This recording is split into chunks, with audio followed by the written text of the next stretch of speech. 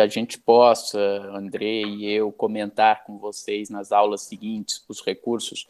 É claro que não vamos ter tempo de fazer uma análise detalhada, um por um, porque até agora, pelo menos, são 22 grupos, né? Então, não daria, e se a gente tem aí, 1h30 de aula, se a gente fosse gastar aí 5 minutos por cada recurso, já daria a aula inteira e não conseguiríamos falar sobre a matéria do recurso da aula seguinte. Mas a minha ideia é, lendo os recursos e lendo as correções, e os meus monitores, orientandos do PAI também estão ajudando na correção, comentar os principais aspectos, os pontos que foram tratados, tanto do aspecto formal, quanto no conteúdo de jurisprudência, de doutrina, como que vocês desenvolveram a atividade. Então, para isso, eles fizeram uma correção bastante detalhada. Para isso, é importante que, para as próximas semanas, em relação a esse primeiro, eu deixei um prazo a mais, mas que nas próximas semanas os grupos cumpram os prazos. Eu sei que vai acabar ficando um prazo relativamente curto, porque a gente vai colocar o caso agora, ao final da aula, então vocês já saberão qual grupo que é, e a partir de agora, né, vamos funcionando invertido. Então, os grupos de números ímpares, que na primeira semana fizeram a peça como representante do Ministério Público, e os grupos pares fizeram a peça como representante, como advogados de defesa.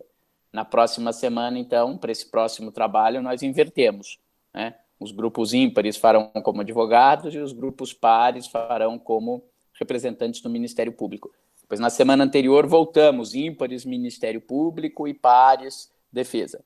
E assim sucessivamente. Sim, Beatriz, eu vou colocar as correções no Moodle. Até o momento, nós recebemos, até porque eu avisei para alguns que nós poderemos estender o prazo. Até agora, nós recebemos 9 recursos.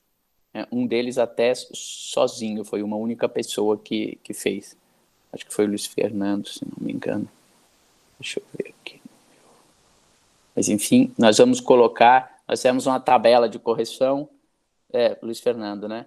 Semelhante à que a gente faz para a prova, né? Então, vocês vão ver que cada um dos recursos, na verdade, vamos dizer assim, a gente tentou corrigir e usar como fundamentos mais ou menos até o que seria uma prévia para, se vocês forem fazer aí um exame da OAB que pede uma peça prática. É claro que lá vocês teriam um primeiro problema adicional, que seria a adequação da peça, né? Lá você pode ficar na dúvida, bom, vou entrar com habeas corpus aqui, é uma apelação, ou cabe revisão criminal. Aqui no nosso caso é meio intuitivo qual é a peça, porque é a peça que a gente está ensinando que foi dada na aula imediatamente anterior.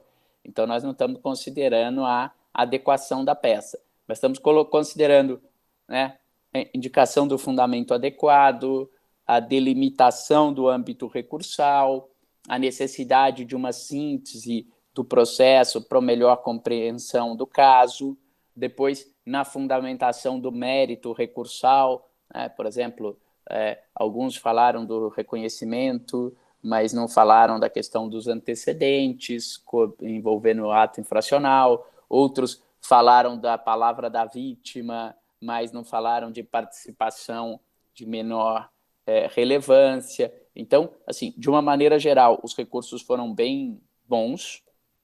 Não sei se a maioria de vocês, dos membros dos grupos e que escolheram essa atividade prática, já tem alguma experiência com a redação de peças por trabalhar no Ministério Público, em escritórios de advocacia, ou se estão realmente começando, indiciando a fazer peça. Claro, Beatriz, pode perguntar. Oi, professor, bom dia. Bom dia, Beatriz. Eu queria perguntar, algo que você falou agora, que alguns grupos alegaram algumas teses, outras, e eu queria te perguntar uma coisa para saber como a gente deve fazer as atividades nas próximas semanas. O meu grupo era do Ministério Público, e a gente se preocupou em, por exemplo, não fazer uma peça que contradizia o que o Ministério Público tinha alegado em memoriais, em alegações finais, né, no caso.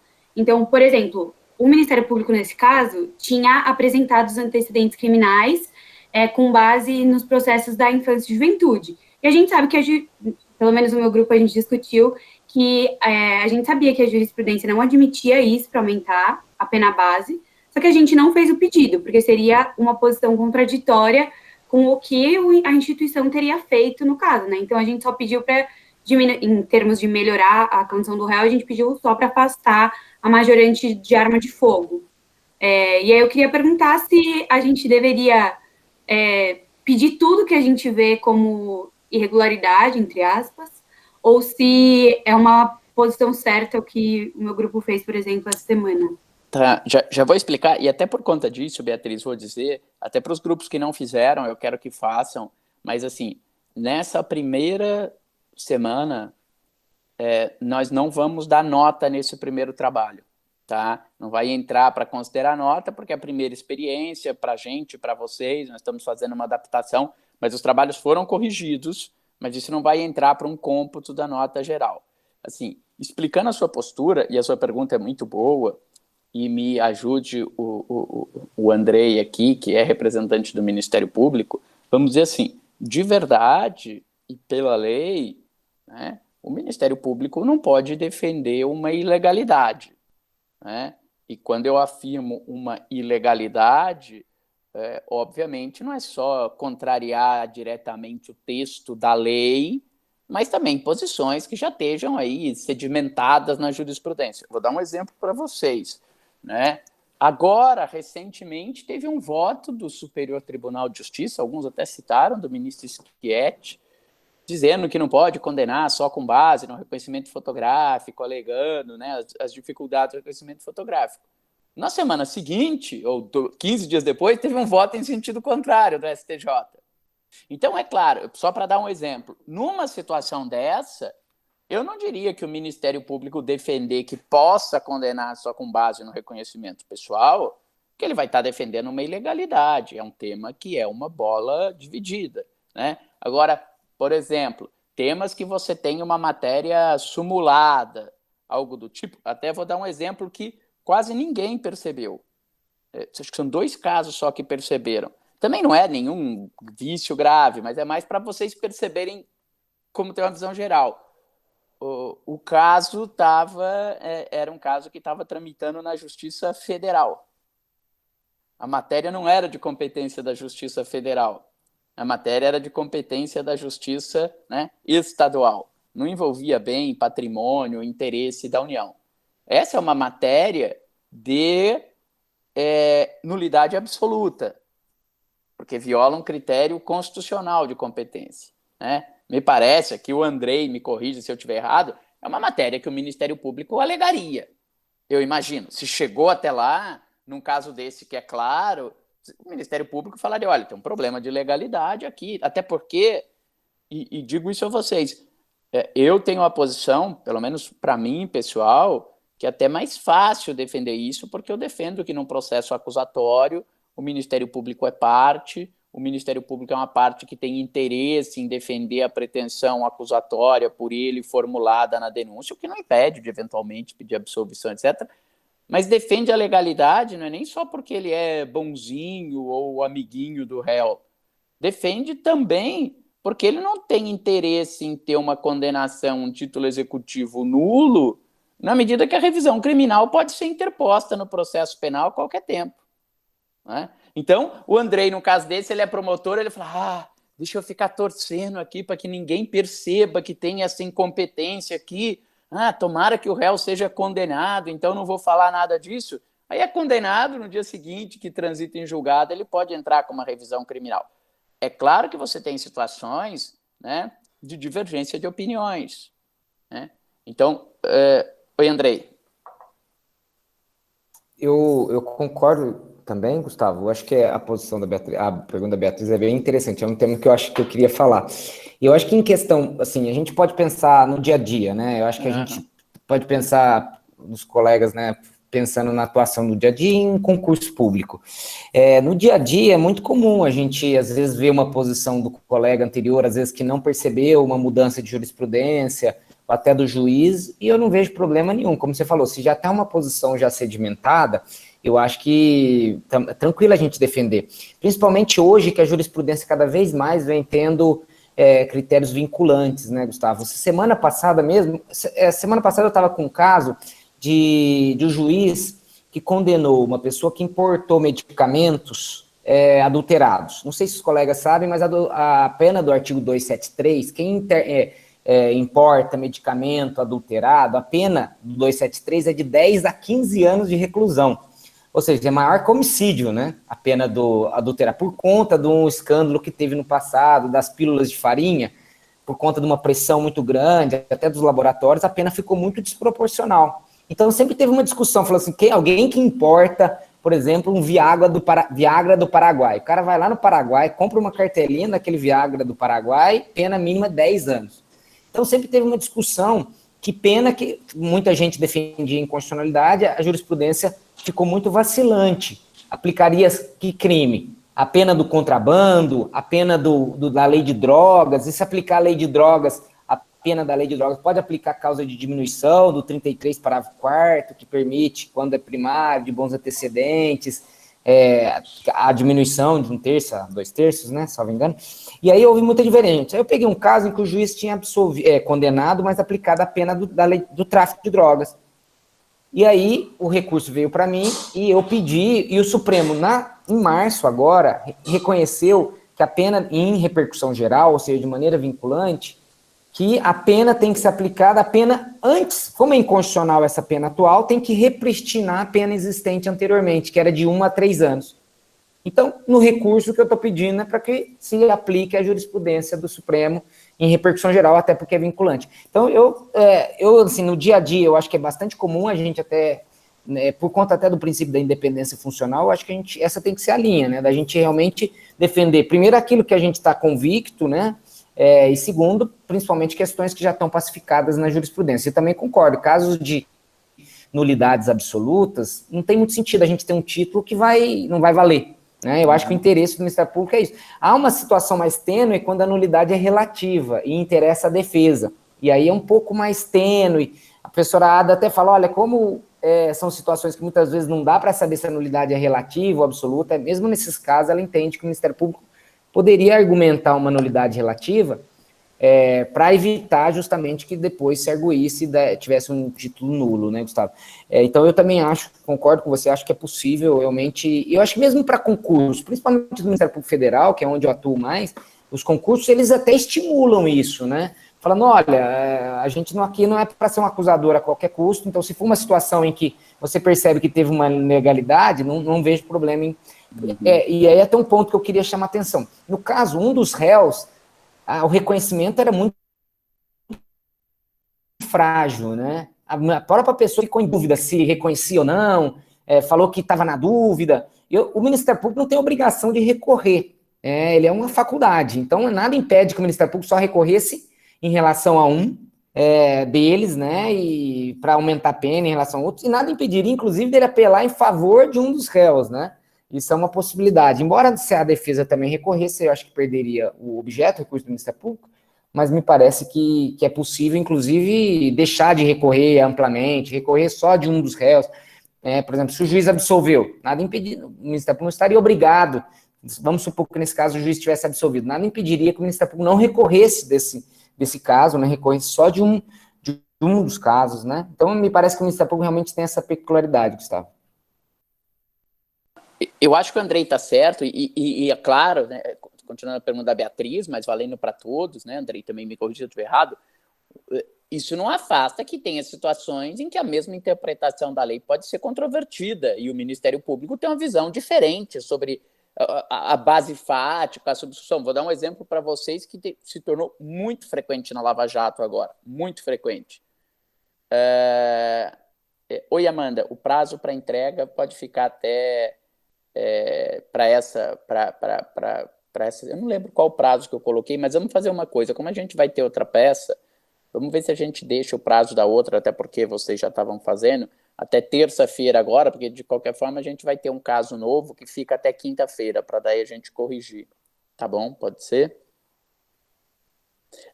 O que eu ia falar é, por exemplo, dar um exemplo também de competência, né? Que nem nesse. Esse parecia um caso bastante óbvio, bastante simples de competência. Mas, por exemplo, no âmbito da Lava Jato, o que tem se discutido muito? O empresário ia lá, dava um dinheiro para um político, que já era político, mas talvez estava aí concorrendo a uma reeleição. A prova não ficava muito clara se tinha algum ato específico de ofício, uma contraprestação por aquele dinheiro. E aí, por questões de menor severidade de pena, muitas vezes a defesa querendo fugir da Lava Jato lá de Curitiba a qualquer custo, ainda mais na época que era o Moro, e se envolve uma diferença grande de marcos prescricionais, uma série de questões, a defesa ia lá e alegava e falava, olha, isso aqui é crime eleitoral, isso aqui não é corrupção, isso aqui é uma falsidade ideológica eleitoral, porque, na verdade, o fulano não recebeu esse dinheiro para praticar um ato de ofício, ele recebeu esse dinheiro para empregar na campanha, mas ele não declarou esse dinheiro na campanha. Obviamente, nesses casos, não é um problema assim claro de que a base fática é indisputável e é um mero problema de subsunção da lei.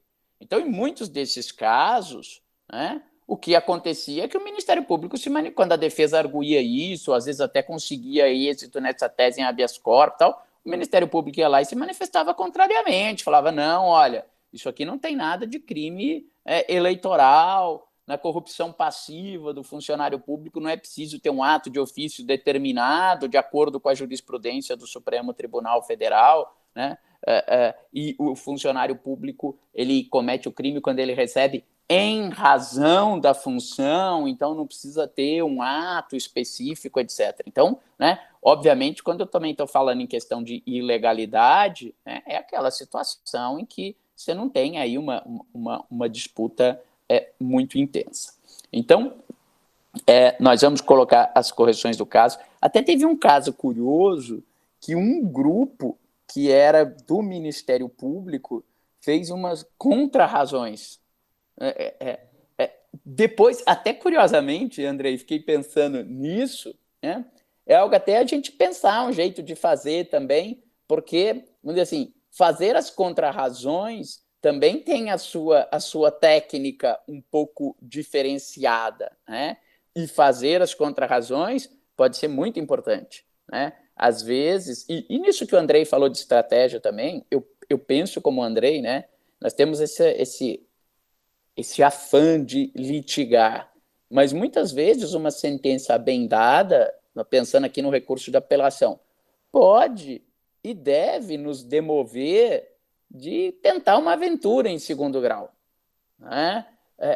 Nós, e imagino que o Andrei também, e falo eu como advogado, nós somos os primeiros juízes das nossas causas. Né? Nós somos as primeiras pessoas que avaliamos, eu pelo menos falo por mim, eu como advogado, eu falo, tem essa causa aqui que, poxa, essa aqui a prova está boa para a defesa, não tem nada contra o cliente, essa aqui é uma causa para ganhar, e se bobear não é nem pelo indúbio pro réu, nós vamos absolver aqui porque está provado que a pessoa não praticou o crime. Nós temos uma avaliação daquela causa que a gente faz e se fala, bom, isso aqui é uma bola meio dividida, né? A prova não é 100% segura, mas a gente sabe que esse indúbio pro réu de verdade no dia a dia, principalmente se o crime é grave e tal, né? O juiz já vem um pouquinho contaminado porque ele decretou uma prisão preventiva lá, já tem aí algum viés de confirmação tal. Então você fala assim, essa causa aqui, olha, se a gente pegar um juiz mais garantista, mais preocupado, que fizer uma valoração da prova atenta, dá para ganhar. Se pegar um juiz mais linha dura, tal, que confirme a posição inicial, a gente vai perder. E tem aquela causa que, nesse ponto, talvez, André, até mais para a defesa do que para o Ministério Público.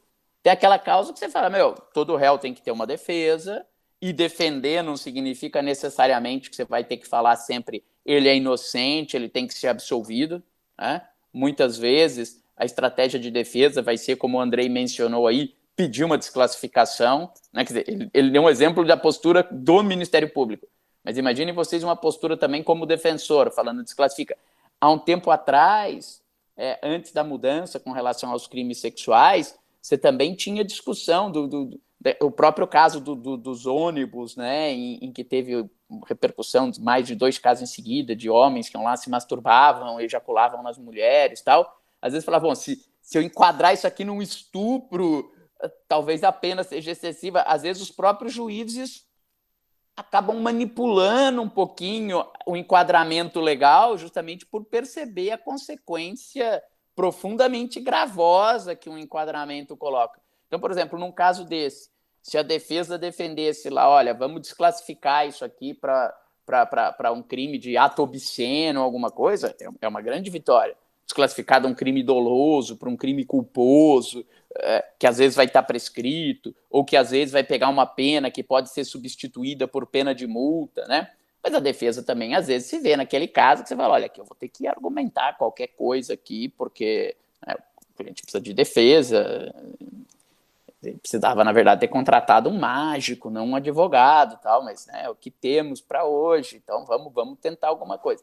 Mas o que eu quero dizer é que, às vezes, uma sentença bem dada, pelo menos às vezes em argumentos periféricos ou em alguma coisa, eu acho que sim, pode convencer o Ministério Público e pode convencer a defesa e não insistir em teses que você vê que já estão praticamente perdidas, né? Hoje, estou com um caso que meu cliente, para ser julgado amanhã, era para ser julgado semana passada, na terça-feira, vai ser julgado amanhã, e o cliente também é advogado. Então, putz, acho que não sei se alguém aqui é parente de médico, diz que é igual parente de médico quando fica doente, também é um problema, dá todas as complicações naquele caso.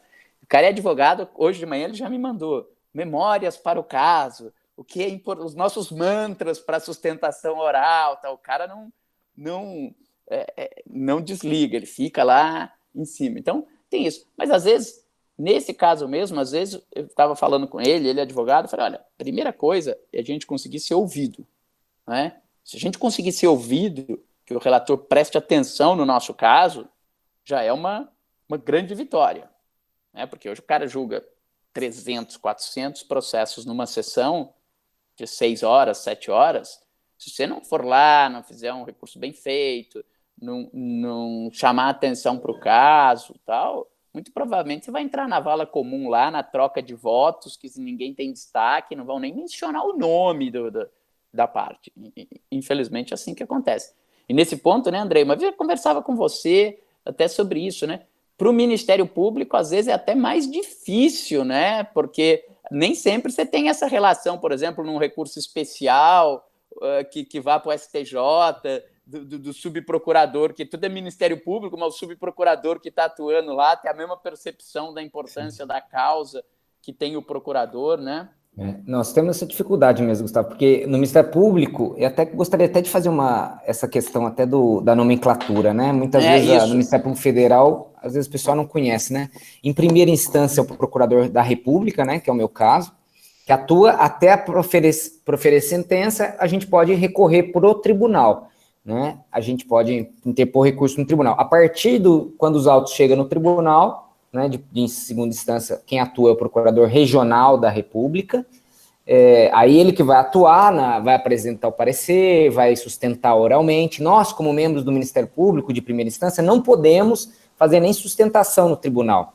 Seria algo que eu até gostaria, mas a gente é vedado, a gente não pode atuar no tribunal. A gente já pode atuar perante o tribunal, ou seja, eu posso interpor recursos no tribunal, mas eu não posso atuar no tribunal. Havia até uma discussão, alguns colegas entendiam que a gente não podia nem impetrar mandado de segurança, porque diziam que que a gente estaria atuando no tribunal, mas essa posição ficou vencida. A gente pode ir ao tribunal, recorrer, mas não pode atuar no tribunal. E aí, às vezes, tem essa diferença, né? Um colega atua em primeira instância, outro atua em segunda, e aí, às vezes, o colega de segunda instância tem uma posição diferente da nossa, acaba, às vezes, não conhece o caso tão bem, acaba tendo posições. E quando a gente vai para o STJ e o STF, ainda é pior. Aí quem atua é um subprocurador da República, né? Então, procurador da República, procurador regional, subprocurador. E aí, para você chegar até nesses subprocuradores, às vezes é até muito difícil para falar. Eu já tive casos de erro de decisões do STJ baseados em erro fático. Tinha falado que tinha acontecido, não tinha havido interrogatório e tinha havido interrogatório. E aí, para conseguir falar com um colega desse, às vezes é uma dificuldade, ou o colega querer mudar a posição. Então, nós temos essa dificuldade. E eu, por exemplo, nunca interpus um recurso especial, extraordinário, porque a gente não tem essa atribuição como membro do Ministério Público, né, em primeira instância. Só os regionais que fazem isso. Então, há uma atuação muito estanque, né? A gente aqui, ao contrário de vocês, que é uma corrida, vocês vão do começo ao fim, né, Gustavo? Como advogados, em geral, a gente é uma corrida de bastão, né? A gente vai passando o bastão. Apelou, passa o bastão para o procurador regional, ele entra com recurso especial extraordinário, passa o bastão para o subprocurador regional. Então, há essa dificuldade de, muitas vezes, a mesma estratégia ser diferente, né, ao longo da persecução, não ter uma memória do caso. Isso é uma coisa que cada vez tem melhorado. Os subprocuradores têm buscado contato com o colega de primeira instância, o procurador regional também, mas isso depende muito mais de uma vontade do colega do que propriamente de uma posição institucional, Gustavo.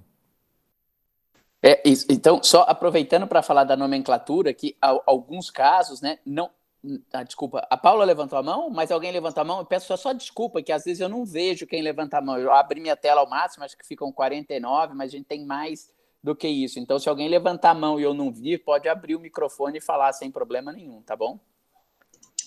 Tá bom, professor, obrigada. Eu gostaria de perguntar para o senhor ou para o Andrei, se pudessem comentar um pouquinho sobre as teses da acusação propriamente dita, colocando um pouco de lado as ilegalidades, o que o Ministério Público, como acusação, a favor da acusação, poderia alegar, porque eu fui Ministério Público, eu gostaria de saber se tá adequado, se não.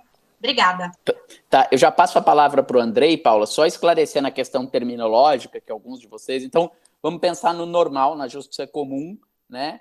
Nós temos juiz de direito em primeiro grau, juiz federal em primeiro grau.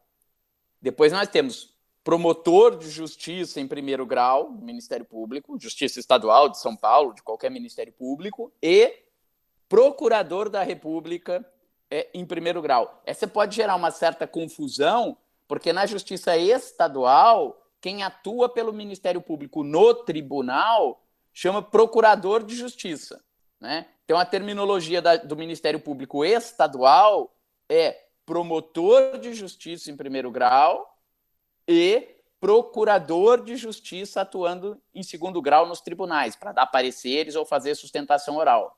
Já o Ministério Público Federal é procurador da República em primeiro grau, não existe um promotor da República como terminologia, chama-se procurador da República em primeiro grau.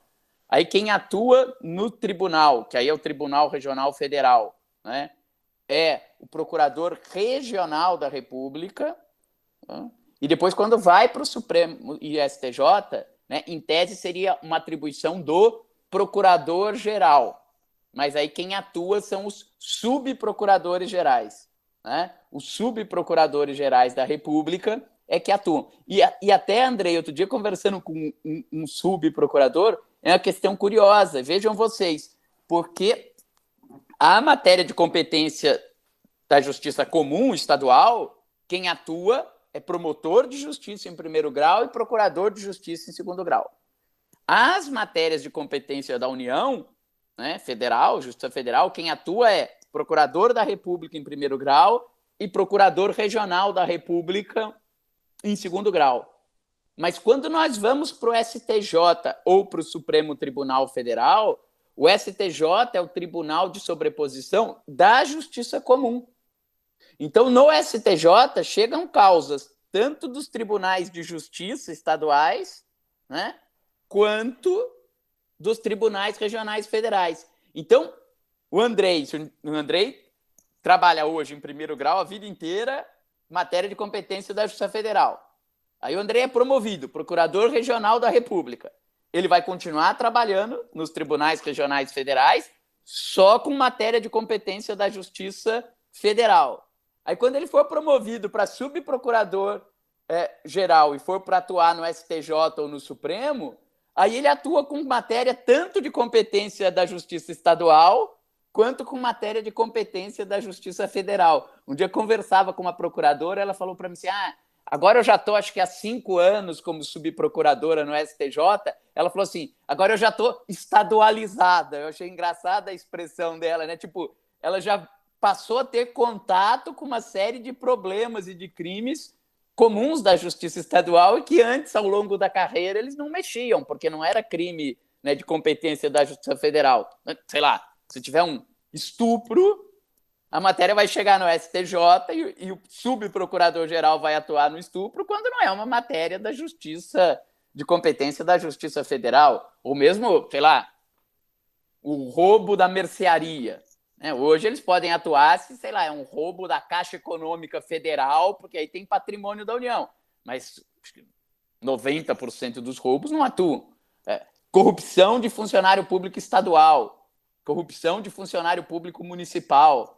O Ministério Público Federal não atua, mas a hora que chegar no STJ, eles voltam a atuar. E nisso, Andrei, antes da palavra, para você responder a pergunta da Paula, das principais teses, assim, normais a serem arguídas em nome ou numa visão do Ministério Público, também destacar uma outra coisa, que assim, curiosamente, isso, pelo menos na minha experiência, acaba sendo diferente a atuação dos membros do Ministério Público estadual e federal em segundo grau no tribunal.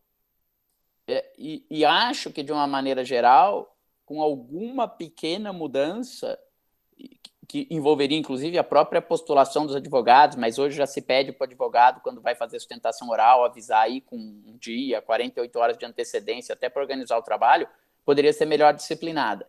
Digo isso porque nos recursos, né, para vocês entenderem um pouco a tramitação do recurso, o que o Andrei falou, talvez não tenha ficado claro para quem não está familiarizado, né, atuar perante o tribunal e atuar no tribunal. Vamos pensar num recurso com razões ou contra-razões.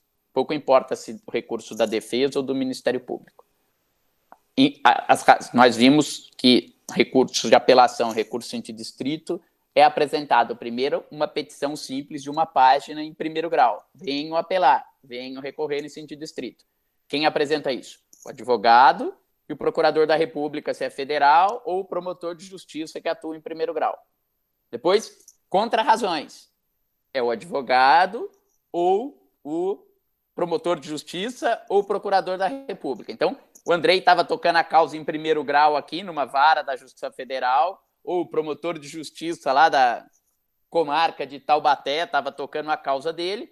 É esse procurador que vai e esse promotor que vão apresentar razões e contra-razões, assim como é o advogado da causa, que vai apresentar razões e contra-razões. Depois que o recurso tiver com razões e contra-razões, essa é uma coisa até bastante discutida no processo penal, de uma certa quebra de igualdade, etc., o recurso vai para a procuradoria para ela apresentar um parecer. Né? Teoricamente, a justificativa disso é que esse parecer, o Ministério Público está atuando em segundo grau como custos legis, então está atuando de maneira imparcial e, portanto, não é uma atuação de parte. Essa justificativa, né, Andrei? Me corrija se eu estiver errado, é quase assim. Bom, o Ministério Público, quando apresenta razões ou contra-razões, é o procurador ou o promotor acusador. Mas aí depois chega no tribunal e vai ter um parecer, aí é um procurador de justiça no Ministério Público Estadual ou um procurador regional no TRF, que é quase como se fosse um juiz. Ele está lá para ser imparcial, sem nenhuma discussão de mérito ou demérito. A estatística demonstra que isso é falho, né? O que é natural. O uso do cachimbo faz a boca torta, como diria minha avó. Né? Primeiro, porque ele foi Ministério Público atuando em primeiro grau durante a maior parte da carreira dele. Aí ele vira procurador regional, procurador de justiça.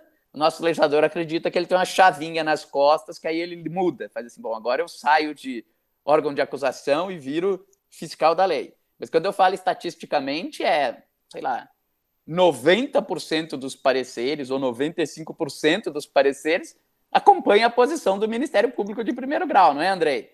Se o Ministério Público apela, é para dar provimento à apelação. Se o recurso é da defesa e o Ministério Público apresentou contra-razões, é para negar provimento. Não é porque o procurador é mau, tem sangue nos olhos, é da vida, é da natureza. Então, foi isso que o Andrei falou quando ele diz, ele, como membro do Ministério Público Federal atuante em primeiro grau, ele pode atuar perante o tribunal, ele pode apresentar razões e contra-razões, mas ele não atua no tribunal. No dia da sessão, eu, Gustavo, que fiz a minha apelação, posso ir lá e fazer a sustentação oral da minha apelação, como advogado.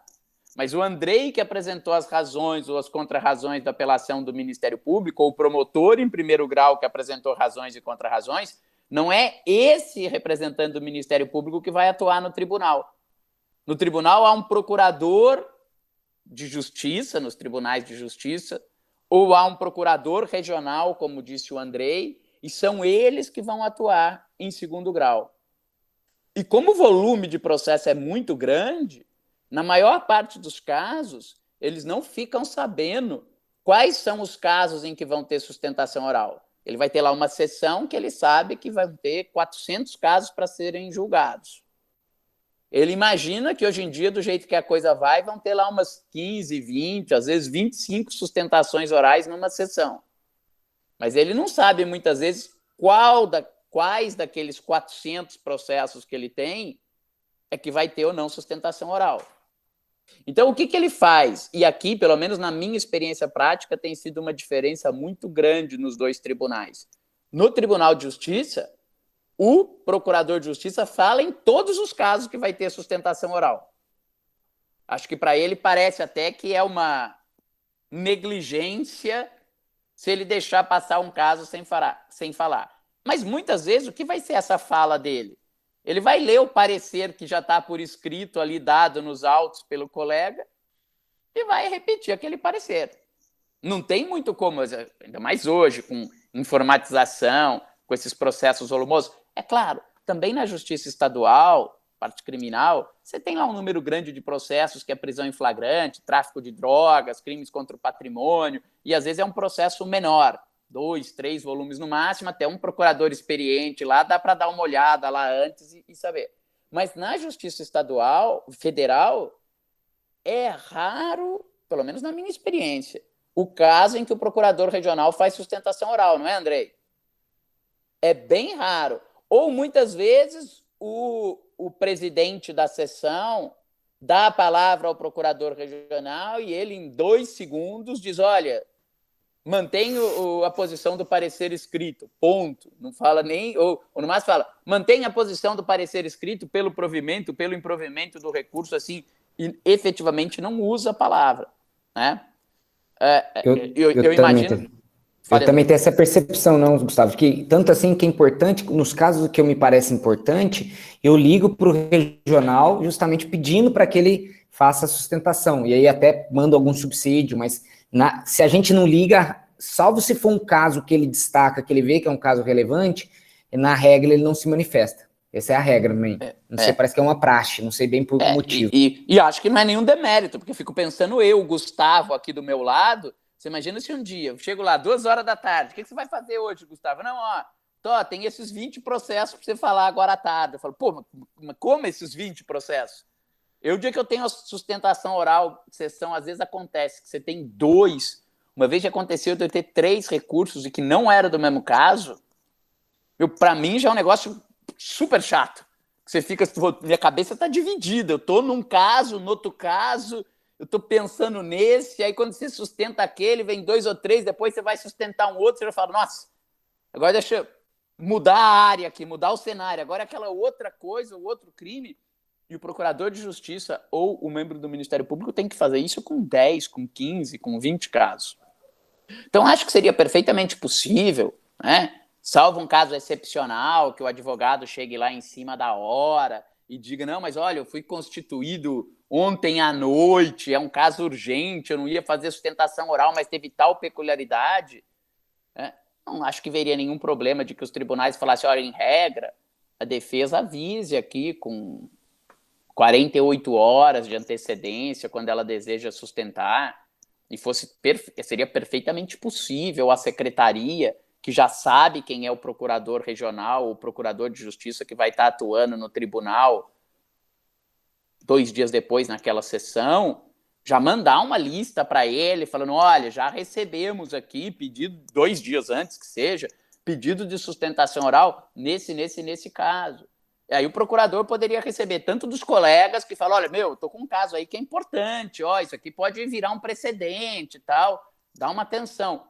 Ou ele próprio, analisando os casos de sustentação oral, fala, isso aqui é simples, olha, aquele negócio de habeas corpus por excesso de prazo, isso aqui é aquele negócio lá de inépcia da denúncia, mas já foi proferida a sentença, não, e esse aqui não, nesses 3 aqui não, deixa eu ler, vou estudar, vou me preparar, nesse caso eu preciso falar, né? São questões de puramente, não é nem questão jurídica, nem legal, são questões puramente organizacionais, que poderiam ser melhor resolvidas. Então, no fim, eu acabei até me estendendo demais nesse esclarecimento, e Andrei, eu peço que você, então, comente, a Paula pediu, quais seriam as principais teses, mas também queria dizer para vocês, antes, o seguinte, também não se preocupem, assim, de ter que ficar esquadrinhando cada caso daqui para frente e falando, olha, eu vou ter que pegar todas as possíveis teses, até porque se fosse assim, a gente ia ter que dar os autos completos para vocês, né? Senão também vocês vão ter que ficar inventando.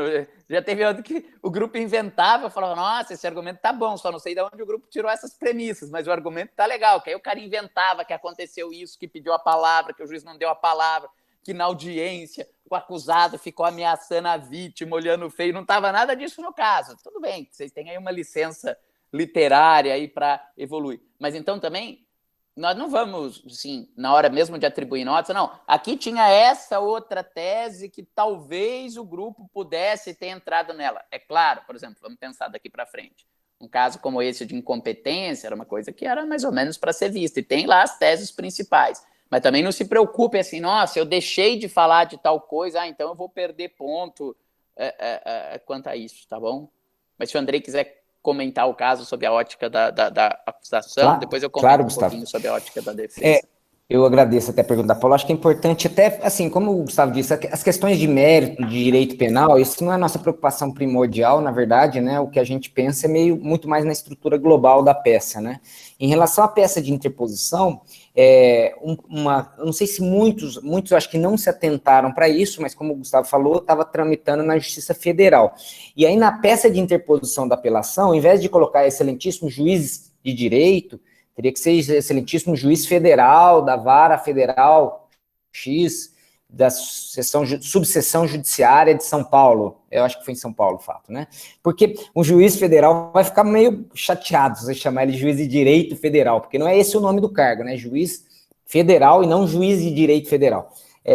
Mas eu acho que muitos não se atentaram porque o processo estava na Justiça Federal. Mas se tiver na Justiça Federal, o nome do cargo não é juiz de direito federal, e sim juiz federal. Então, a petição de interposição ao juiz, né, autos tais, é importante, me parece, embora a gente saiba que se a gente não falar nada sobre o âmbito de devolutividade, vai se presumir que é o mais amplo, sempre que possível já indicar o que é importante, né, qual é o âmbito de devolutividade. Olha, eu vou recorrer em relação à pena, ou eu vou recorrer em relação ao réu tal. Sempre que possível, já deixar especificado na peça de interposição isso. Eu acho que é mais correto, tecnicamente, inclusive. Então, me parece que é importante dizer o endereçamento, o fundamento legal, o âmbito o âmbito da impugnação e o nome correto. Alguns usaram o nome Procurador Regional da República, nesse caso. Não é esse o nome do cargo, é Procurador da República.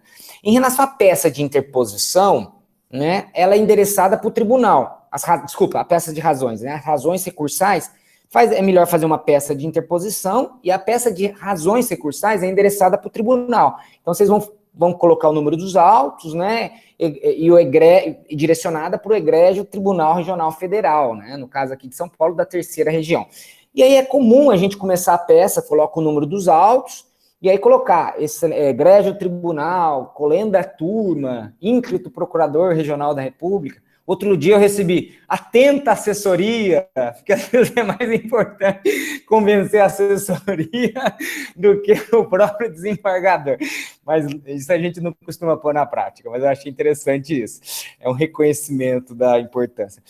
Aí depois a gente faz um resumo do caso, né? Olha, tratou-se de caso, o réu foi condenado a pena tal, faz um resumo do caso e dizer claramente qual é o objeto. O Ministério Público ficou resignado com a sentença de Florestal. No caso concreto, a questão principal, porque eles foram ambos condenados, seria a pena.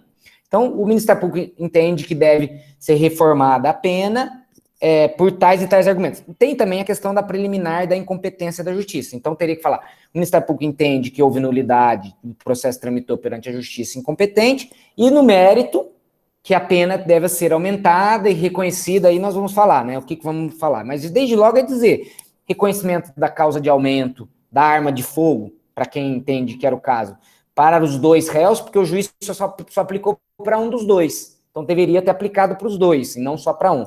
Em relação à causa de aumento do concurso de agentes, porque tem uma causa de aumento do roubo que é quando tem mais de 2. Quando tem 2 ou mais pessoas. Então, esse o juiz não reconheceu, ele se omitiu. E se o Ministério Público não recorrer em relação a isso, transita em julgado. E o tribunal não pode reconhecer de ofício. Por isso que é importante a gente ler com muita atenção a sentença e ver os eventuais falhas, omissões da sentença, inclusive analisar a luz do código, porque se a gente não tivesse recorrido em relação a esse ponto específico dessa causa de aumento, teria transitado em julgado. E o tribunal não poderia reconhecer. E depois, em relação ao regime de pena, a questão do regime de pena. Então, esse seria, a gente faria o resumo e já deixaria claro esse objeto de resignação desde o início. E aí, a primeiro ponto é o seguinte, me parece, é óbvio que a gente aqui está tratando, vocês estão numa fase de aprendizado, mas na prática, feito esse resumo, a gente falaria das preliminares de recurso, que seriam as condições de admissibilidade do recurso. Muitos falaram de várias condições, de todas as condições, legitimidade, interesse, tempestividade. Não me parece que numa peça prática você precisa falar de todas elas. Você só vai falar, inclusive, se houver necessidade.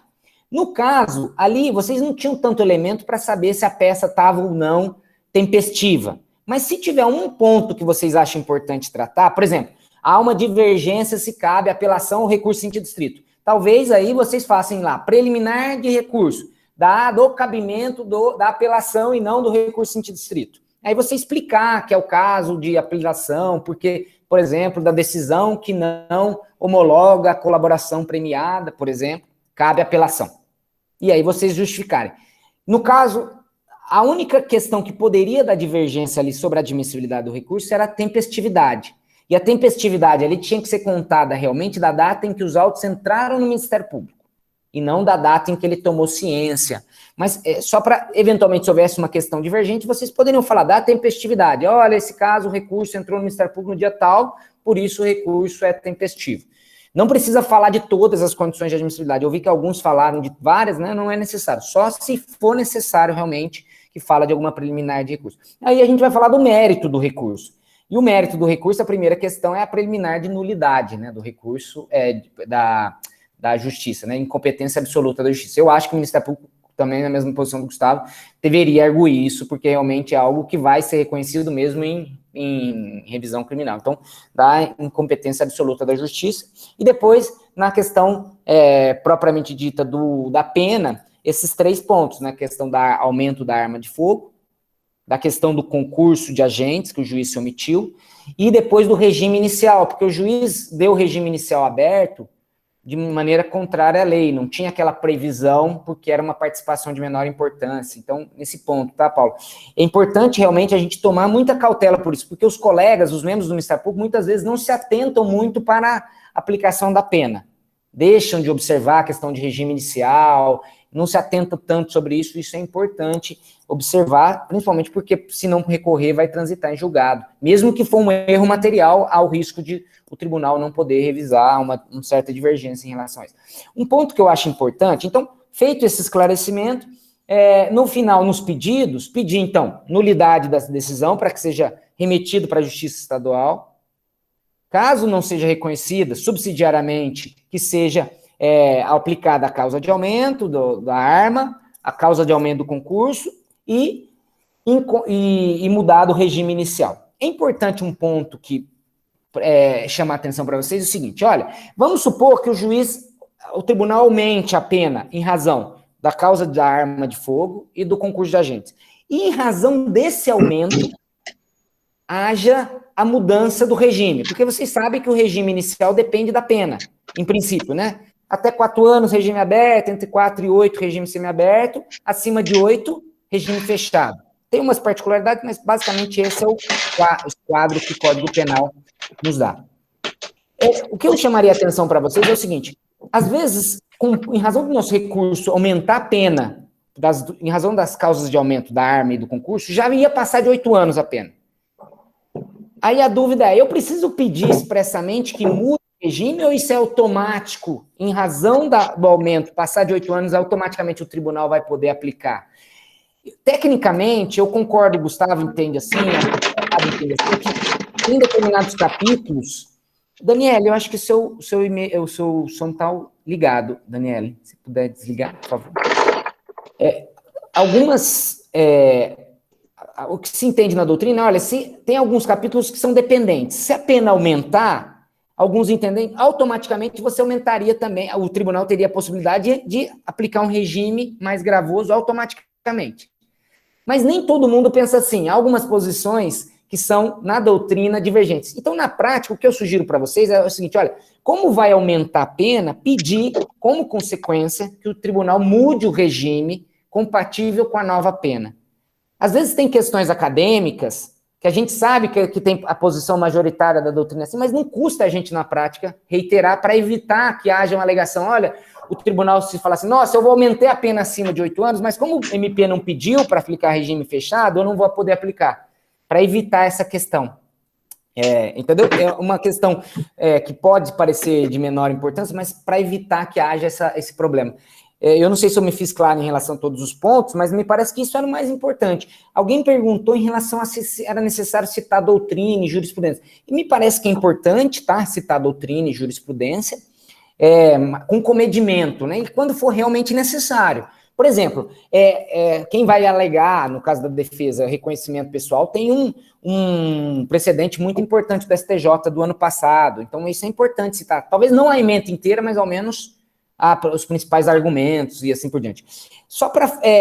se vocês, em uma contra-razões, não era o caso, mas, Andrei, eu não... Como que eu me convenço? Qual que é a posição contrária que defende que o reconhecimento ali era válido? A posição, inclusive, do STJ... é de que, desculpa, do STF, inclusive, em relação ao reconhecimento, olha, o reconhecimento, a maior parte da jurisprudência sempre defendeu assim, essas posições do STJ que vieram mudando a partir do ano passado, mas o STF e o STJ, até então, eram muito lenientes com o procedimento de reconhecimento, dizendo que ele era muito mais uma orientação para o delegado, uma orientação para o juiz, e que se a vítima apontasse a pessoa lá na audiência, isso era o mais importante. Se vocês pegarem o artigo 226, ele fala, inclusive, a pessoa será colocada ao lado de outra, se possível. Aí há quem entenda que, se possível, diz respeito a pessoas com as mesmas características, ou seja, se possível, você vai pôr pessoas com as mesmas características, mas você tem que pôr outras pessoas. Mas outros defendem, olha, se possível significa se der. Se não der, vai só a pessoa mesmo, sem outras ao lado. Então, a quem defende que é válido o reconhecimento nesse caso, se basearia nesse argumento de que ali era uma recomendação, e segundo, que a palavra da vítima, nesse tipo de criminalidade, de roubo, de estupro, esses crimes que são cometidos geralmente na clandestinidade, ele tem uma importância maior do que deve se dar um valor especial. Tem que ter uma certa ressalva em relação a isso, mas essa é uma posição que a gente, se ela for coerente com as outras evidências, né, esses seriam os argumentos, basicamente. Isso seria mais levantado em uma contra-razões do Ministério Público, né? Então, nas contra-razões do Ministério Público, esses seriam basicamente os dois argumentos principais para a gente defender que ali havia prova suficiente para condenar. Desculpa se eu me estendi demais, Gustavo, mas isso me parece que seriam os principais argumentos, tá, Paulo?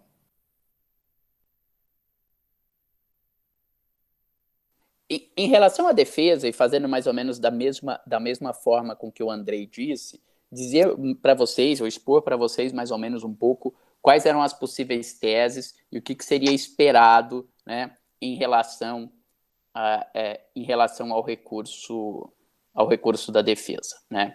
A primeira questão, que, como o Andrei disse para vocês, assim, a matéria preliminar na nossa razão, para a gente alegar uma preliminar nas razões, é uma preliminar preventiva, né? Porque eu vou dizer, olha, pode surgir uma dúvida se meu recurso deveria ou não ser conhecido.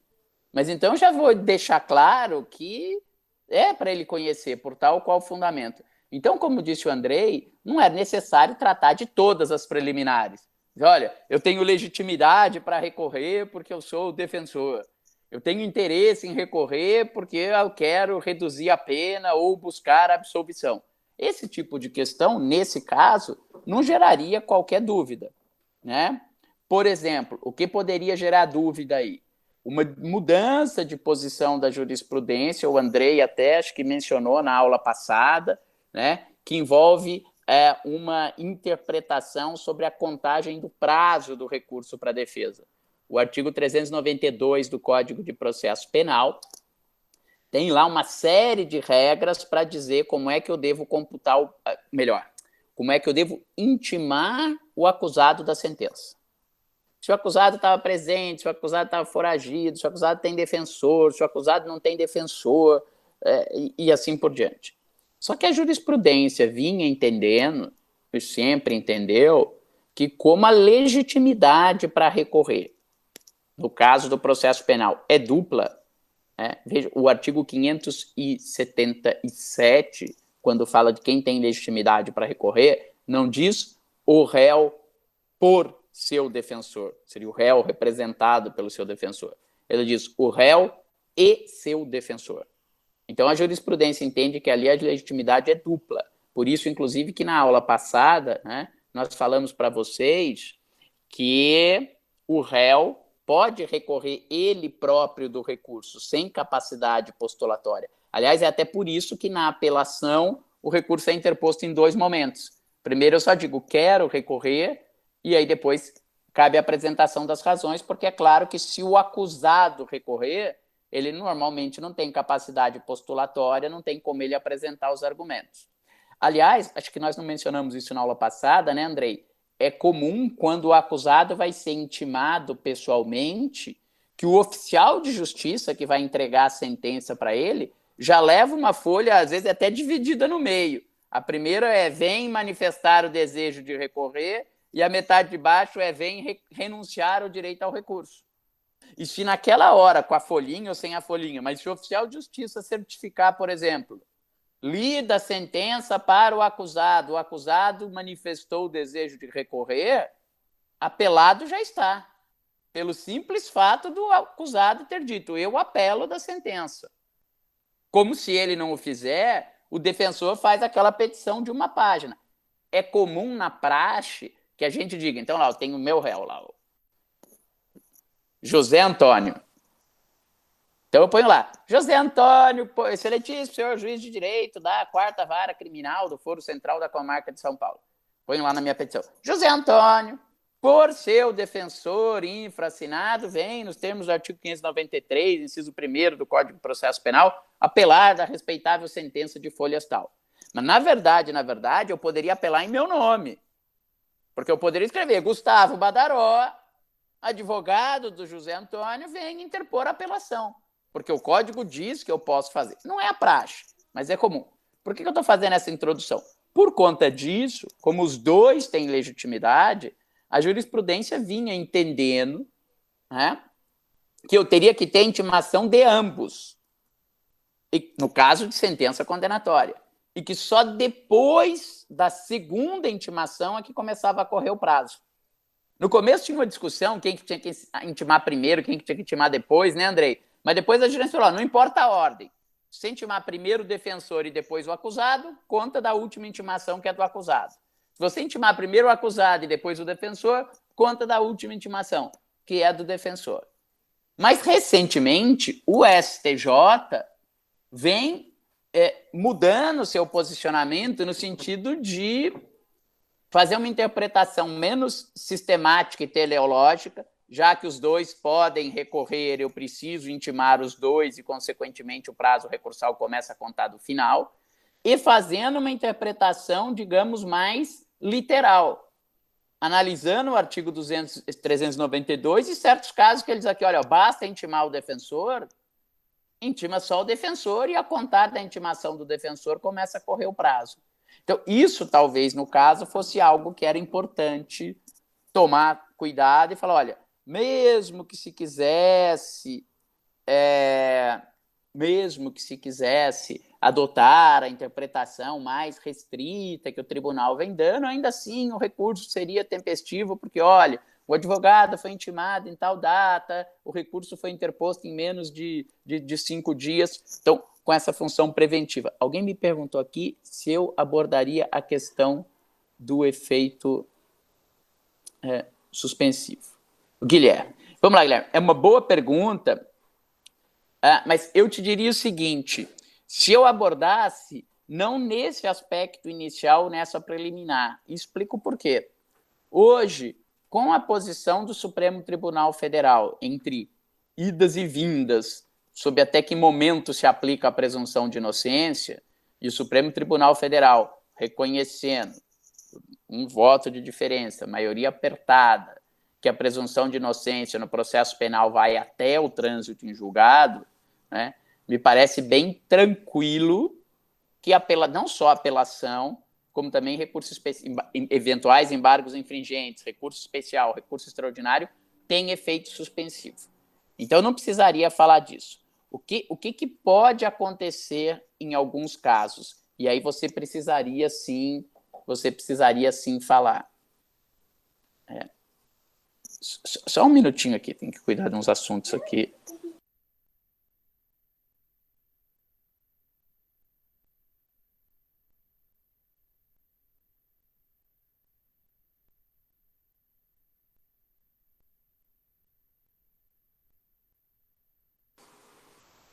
Desculpa, é um assunto processual super importante, lavar o carro, assim, quem que vai levar o carro para lavar, uma coisa assim de alta relevância jurídica.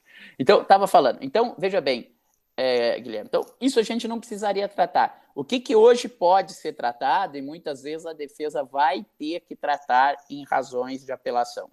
O fato de não se discutir mais hoje se a apelação, ou mesmo recurso especial extraordinário, tem efeito suspensivo ou não impede que o juiz, se entendendo que há uma situação de cautelaridade, decrete a prisão preventiva.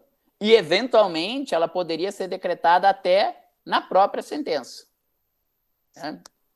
Imaginar que o acusado estivesse solto, o juiz não decretou a prisão preventiva porque achou que não tinha risco de cautelaridade, ou o acusado estava sofrendo uma medida cautelar alternativa à prisão bem menos intensa, lá um comparecimento mensal a juízo apenas. E chega no momento da sentença, ou perto da sentença, o advogado dele falou, meu amigo, melhor você começar a se preparar, a coisa tá feia aqui, acho que você vai ser condenado. Ah, doutor, mas vai ser aquela peninha. Fala, não, meu amigo, o negócio é sério, vai ser penona aqui, ó. Não, mas vou pra cadeia? Fala, acho que vai dar, agora não, né? Quando o trânsito está em julgado, mas olha, acho que sua pena, como o Andrei lembrou, né? Esse é um marco para todo o réu, acho que vai ficar acima dos 8 anos, ficando acima dos 8 anos, mesmo você sendo primário, vai dar regime fechado e tal. E aí o que o fulano faz, né? Vê isso, já fica com medo, já começa a vender as coisas, tira passaporte, já pede um visto para aquele país que não tem acordo de extradição com o Brasil e tal. Aí o juiz, sabendo de tudo isso, né? O que o juiz vai lá e faz? Fala, olha, condenei, ele estava respondendo o processo em liberdade ou com uma medida cautelar alternativa, mas, diante desses fatos novos, entendo que há um risco grave de fuga, de não cumprimento da pena, na própria sentença ele condena e decreta a prisão preventiva dessa pessoa. Se isso acontecer, aí a defesa pode, nas próprias razões de apelação, tratar desse capítulo cautelar da sentença.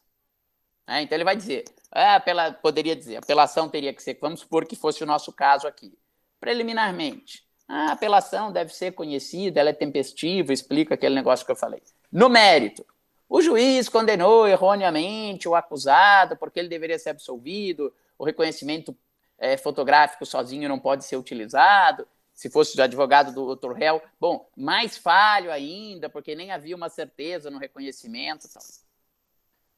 Ou, subsidiariamente, ainda no mérito do recurso.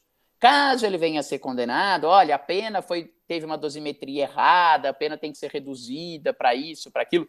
Concordo com o Andrei, eu, quando sou da defesa, vamos imaginar que o regime estava fechado porque ele tinha sido condenado a 9 anos. Eu vou dizer, olha, tem que afastar tal causa de aumento de pena, ou, aqui no caso da participação de menor importância, tem que dar a redução máxima de 2/3 e, neste caso, ficando a pena abaixo dos 8 anos, o regime inicial deve ser redimensionado para o semiaberto. Ou, se fazendo meus cálculos, eu disser, e a pena vai ficar abaixo dos 4 anos, como o crime não foi cometido com violência ou grave ameaça, deve ser substituída por restritiva de direitos.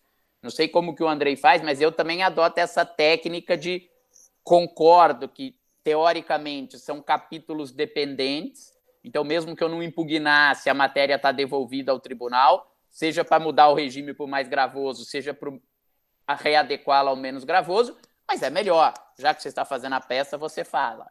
E nesse caso, se tivesse sido decretada a prisão, eu falaria também em apelação, né, da necessidade de reforma do capítulo cautelar da sentença que decretou a prisão preventiva. Por isso, por aqui, não, ele não ia fugir. Na verdade, ele tem um irmão que estava naquele país, tá aqui, ó, o irmão ia se casar, ao convite de casamento, ele não estava querendo fugir, ele só ia lá para participar da festa de casamento do irmão, que estava casando com uma mulher lá daquele país, por isso que ele estava indo, foi só coincidência, não ter acordo de extradição, não sei o que, não sei o que outro. Embora, e aí fazendo um parênteses, pensando numa estratégia mais global de processo penal, nesse caso, muito provavelmente, eu apelaria e entraria com habeas corpus para tratar dessa questão da prisão só no habeas corpus. Porque o habeas corpus é muito mais efetivo, muito mais rápido. Eu entraria com habeas corpus, já pediria uma liminar. Por que ele é mais rápido? Porque você já entra no tribunal. A minha apelação, eu ia entrar em primeiro grau, apresentar razões, o juiz ia abrir vista para o MP ia apresentar contra-razões, aí o juiz ia mandar para o tribunal, no tribunal ia ter parecer da procuradoria e tal, e nesse tempo meu cliente ia ficar preso ou foragido com mandado de prisão. Então, nesse caso, provavelmente eu apelaria, né, falava da tempestividade, falava que ele tem que ser absolvido, falava que subsidiariamente a pena tem que ser reduzida, provavelmente diria alguma coisa no próprio recurso ou lá na síntese do recurso. A defesa também se insurge contra a desnecessária decretação da prisão preventiva, mas o que não será tratado nessas razões de apelação, e sim em sede própria, através de habeas corpus, alguma coisinha assim, até para que o tribunal tivesse um panorama geral. Mas aí sim. Mas eu diria que hoje não. Agora, a pergunta foi boa, Guilherme, porque, por exemplo, antes do Supremo voltar atrás, com perdão do pleonasmo, na posição dele sobre a presunção de inocência, como em 2016 o Supremo passou a achar que a presunção de inocência vigorava até o término do julgamento colegiado em segundo grau, aí isso que você perguntou era comum. A defesa interpunha o recurso especial extraordinário, e se ela achava que ela tinha uma matéria forte, vamos imaginar que eu entrava com recurso especial, e a tese que eu sustentava no meu recurso especial era uma tese que era no sentido da jurisprudência atual do STJ, ou que era uma tese que já tinha sido decidida em recurso repetitivo, ou que era uma tese que o STJ tinha acabado de conceder um habeas corpus pela sessão, que são as duas turmas favoráveis à tese. Aí, naquele caso e naquele período, aí eu faria um capítulo nas razões recursais de por que naquele caso deveria ser dado efeito suspensivo para o meu recurso especial extraordinário. Aí sim, mas na apelação, normalmente não. Tá bom? Quais são as matérias, então, que a gente tinha no nosso recurso aqui, né, e que, grosso modo, poderiam ser tratadas? Já falei da preliminar da tempestividade do recurso, a questão da incompetência, assim como o Andrei falou, eu arguiria. Um de vocês vão ver lá na correção, um dos grupos fez o seguinte, aí é só um pouquinho a questão de estratégia, talvez levou a sério demais a expressão preliminar e tratou da incompetência antes mesmo de fazer uma pequena síntese do processo do caso. Fica difícil para o tribunal, quando ele está lendo a preliminar, ele entender direito a questão. Então, eu normalmente faria uma síntese do processo, e tenho dito no meu escritório para os advogados, é uma síntese mesmo, né? Antigamente você colocava, tem gente que colocava tudo, como se fosse um relatório da sentença. O réu foi citado em tal data, o réu apresentou resposta, rolou 7 testemunhas, fez não sei o quê, na primeira audiência eu vi o fulano, beltrano e cicrano, na segunda audiência tal testemunha faltou. Não precisa fazer tudo isso, né? E eu particularmente acho que se você for alegar alguma questão de tramitação processual, que houve algum vício, né? Sei lá, por exemplo, tive uma inversão da ordem de testemunhas. ouvi primeiro uma testemunha de defesa e depois foi ouvida uma testemunha de acusação, que muitos vão dizer que isso gera uma nulidade. Eu não faria esse destaque no tópico da preliminar do recurso, porque mostrar a ordem, o dia da primeira audiência e da outra, a minha visão é mais importante para a compreensão da nulidade do que propriamente para a síntese do processo. Então, acho que essa síntese tem que ser realmente para situar o tribunal, um big picture do que o tribunal vai ter que analisar. Aqui são 2 réus, a acusação era essa contra o réu A, aquela contra o réu B. Na instrução foram ouvidas testemunhas e foi realizado um reconhecimento pessoal. Em alegações finais, o Ministério Público insistiu na condenação dos 2, mas em relação a tal, alegou tal questão da pena ou tal benefício, ponto. A defesa pediu a absolvição dos 2 em relação ao réu A com fundamentos A, B e C, em relação ao réu B com fundamento A, C e E, uma síntese mesmo, né? Vem apresentar as presentes razões. Aí, se fosse o caso, nesse processo meu, aí ia ter um tópico lá, da nulidade pela inversão da ordem de testemunhas. Aí lá, sim, para continuar nesse exemplo, eu diria, olha, na denúncia o Ministério Público arrolou 3 testemunhas, as 3 residentes na comarca. Na resposta à acusação de folhas tal, a defesa arrolou 6 testemunhas, 4 residentes na comarca, em São Paulo, e 2 residentes fora da comarca a serem ouvidas por carta precatória. Em tal audiência foram ouvidos, o juiz determinou a expedição da carta precatória, e em tal audiência foram ouvidas 2 testemunhas arroladas pelo Ministério Público, a fulano e a Beltrano, folhas tais. Como a terceira testemunha não compareceu, mesmo sob o protesto da defesa, que constou da ata, o juiz ouviu já 2 testemunhas de defesa presentes, a fulana e a Beltrana. Depois, o juiz redesignou a audiência em continuação para tal data. Nesta data é que foi ouvida a testemunha de acusação, fulano de tal, residente na comarca, tal. Portanto, independentemente das testemunhas por carta precatória, estou fazendo essa ressalva porque hoje se entende que as de carta precatória eu posso inverter, porque o artigo 400... Então, aí, veja, isso tudo, eu poderia, tem gente que coloca na síntese dos fatos, já coloca tudo isso. Mas aí depois, a hora que você for falar da nulidade, você vai ter que ficar se reportando. Como eu já disse lá na síntese dos fatos, primeiro, então pega essa matéria e destaca. Talvez eu até poderia dizer na síntese dos fatos. As testemunhas foram ouvidas, embora de maneira irregular, porque houve uma inversão da ordem, como será analisado no item tal, tal, tal. Para não escrever também. Às vezes a gente usa umas fórmulas, isso já aconteceu em recurso meu do escritório, exatamente isso, que a gente ia alegar uma nulidade, e aí o advogado que estava começando a fazer a peça pega lá um modelo e fala assim, regularmente ouvidas testemunhas na instrução, ficou lá um regularmente ouvida de um outro processo em que foi regularmente ouvida. E depois tinha um item de nulidade, então ela não foi regularmente ouvida, né? Teve um problema. Então, tomar cuidado com isso. Com relação às matérias de mérito no tocante à condenação, né? Então, a primeira seria a imprestabilidade desse reconhecimento pessoal que foi feito na delegacia, como o Andrei falou, tem um precedente recente do ministro Schietti, RHC 139-037, que, né, é significativo porque é recente e tal, e praticamente, né, Andrei, inverteu a posição, né?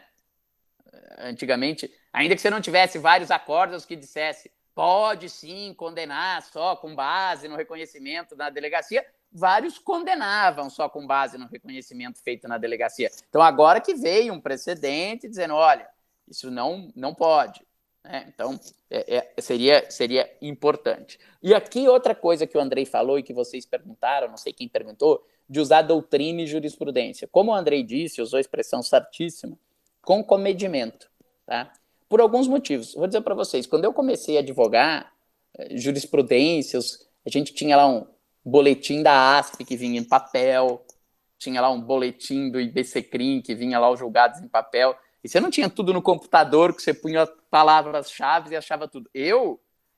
Antigamente, os advogados antigos faziam lá o seu repertório de jurisprudência com fichinha, ia colocando lá por tema e tal. Eu fiz isso no computador.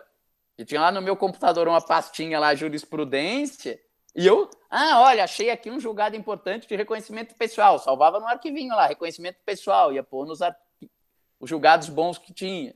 Né? Depoimento do policial. Aí você punha lá os julgados, depoimento policial. Aí, sei lá, você achava um outro. Excesso de prazo por causa de greve. Aí você colocava lá. E aí, o dia que eu ia fazer a peça, a gente ia lá e procurava aqueles julgados. Então, antigamente, quando você fazia uma peça, se você tinha um julgado, se você tinha 2 julgados que eram semelhantes daquela peça, você falava, nossa, olha que maravilha. Aí você punha quase que os 2 julgados inteiros. O egrégio, tribunal, eminente, desembargador, doutor fulano de tal, né?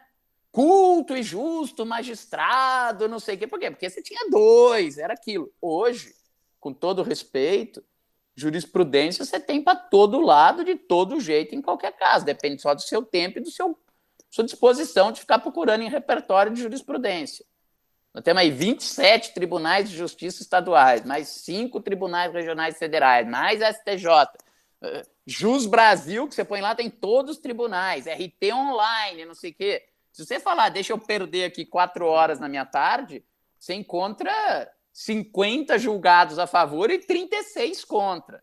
Então, também não vamos fazer uma peça que você fica colocando lá. Antigamente, você tinha umas peças que você tinha 10 páginas, você colocando 20 julgados no mesmo sentido. Eu acho que se você fizer um negócio desse hoje, na hora que chega nessas 10 páginas, o relator vai pular as 10 páginas correndo, assim. Então, é isso que o Andrei falou. 1 ou 2 casos mais recentes, você sabe que já tem uma turma preventa no Tribunal de Justiça ou no TRF, e você achou um julgado daquela turma, ou você achou um julgado daquele que vai ser o relator, aí você põe mais ênfase. Se for para você... Eu, por exemplo, hoje em dia, não sei o Andrei, às vezes você tem uma preocupação também de falar, bom, o cara sacana, que ele pensou um único julgado que é do jeito que ele está defendendo, quando o resto tudo é em contrário. E ele põe assim, a jurisprudência é pacífica no sentido de não sei o quê. Então, num caso desse, às vezes, eu coloco na minha peça, só indico em nota de rodapé, né? No mesmo sentido, e você põe lá uma nota de rodapé indicando os dados completos de mais 2 ou 3 julgados, só para o tribunal ver que você não está citando uma posição isolada. Mas ficar lá pondo na peça um monte de julgado assim, não acho que é o caso. Doutrina também é bom ter, mas quando aquilo é relevante para o caso. Bom, você quer fixar uma premissa e aquela premissa a doutrina defende, ou é um doutrinador respeitável, ou é uma posição nova. Aí você coloca aquilo.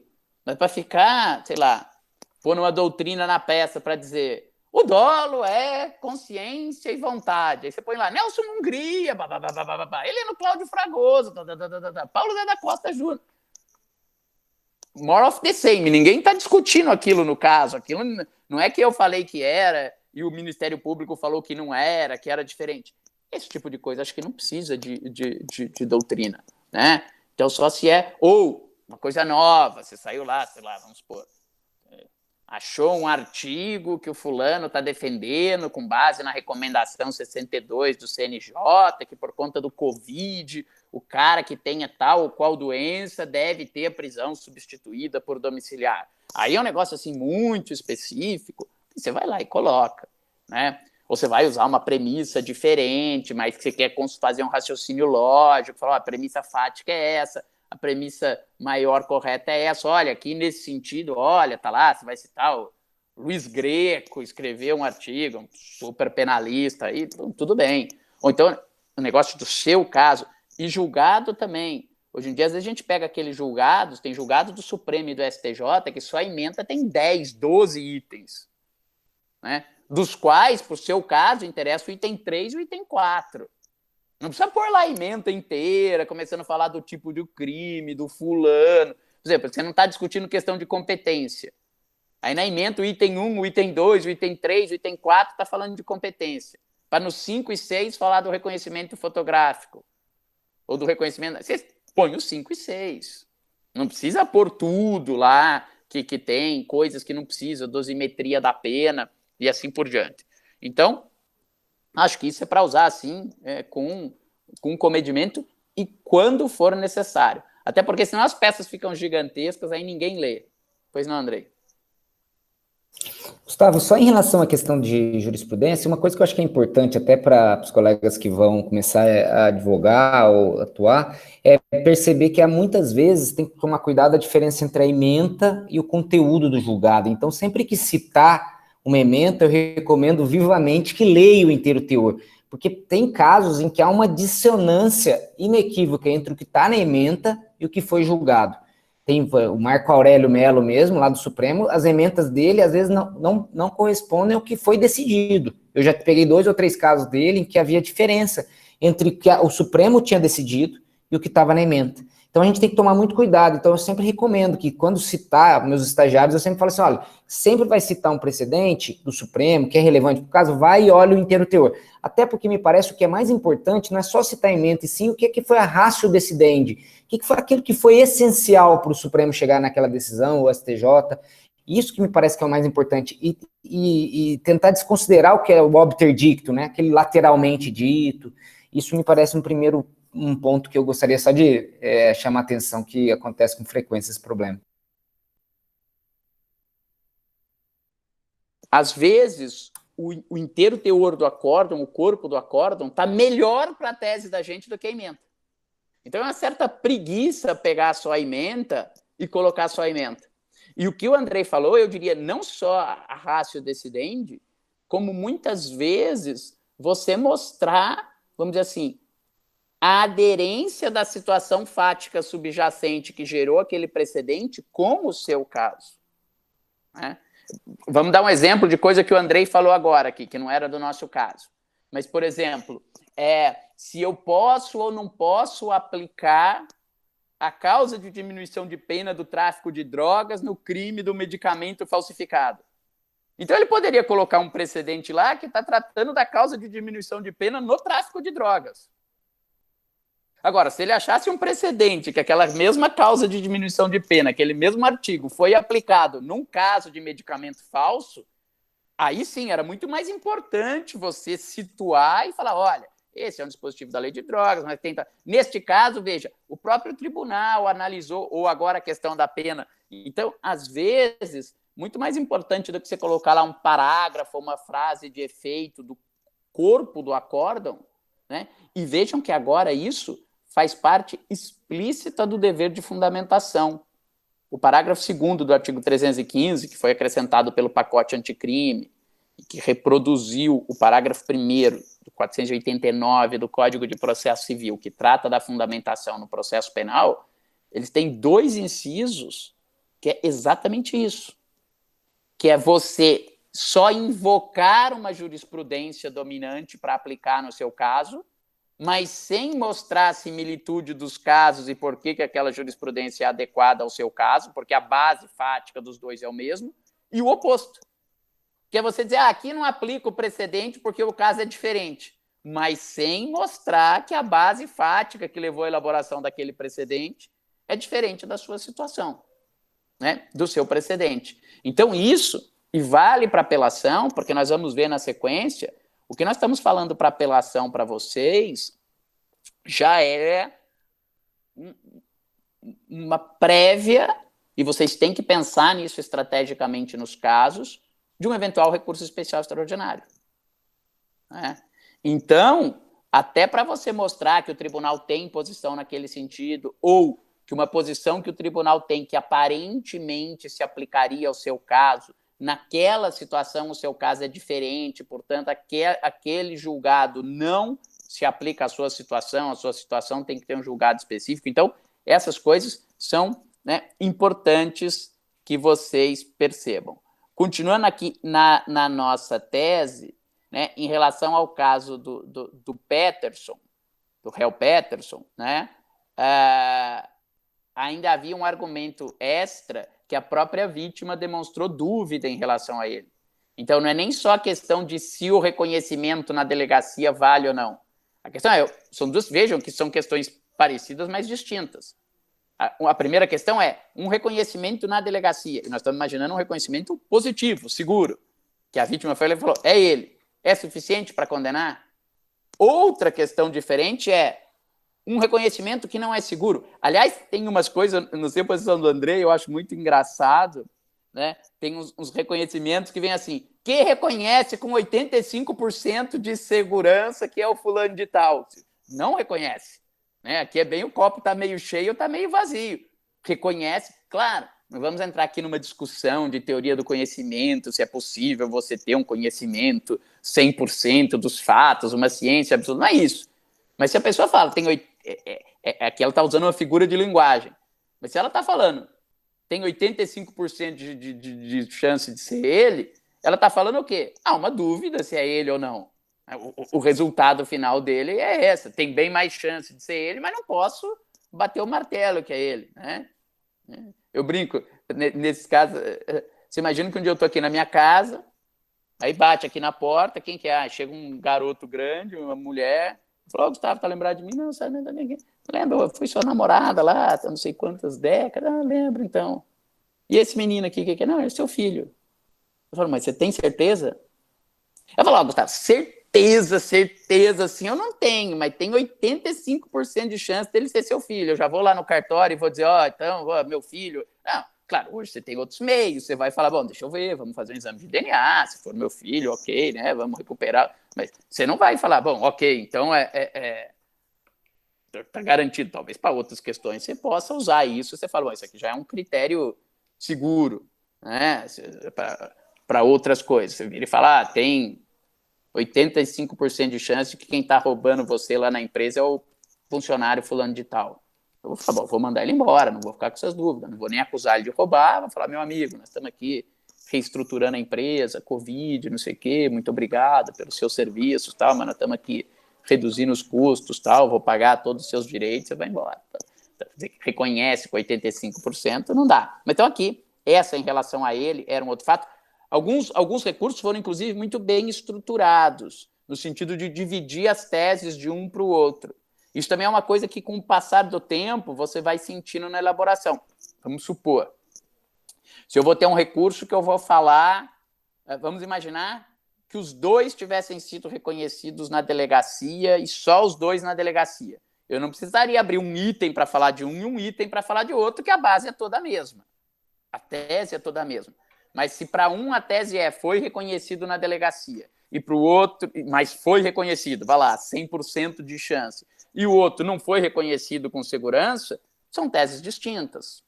Então aí compensa, né, se abrir um tópico ou fazer um tratamento separado. Ou lá no final, né, Andrei, na hora dos pedidos, em relação ao Peterson, que seja absolvido por quê? Porque o reconhecimento fotográfico, o reconhecimento foi falho, porque a vítima sequer apresentou certeza quanto a ele. Isso é bom para você sumariar no final. Também, uma outra tese que poderia ser argumentada pela defesa era a ilegalidade de fixação do regime fechado só com base na gravidade em abstrato do crime. Né? Aqui, por exemplo, hoje em dia, essa é uma matéria até sumulada pelo STJ.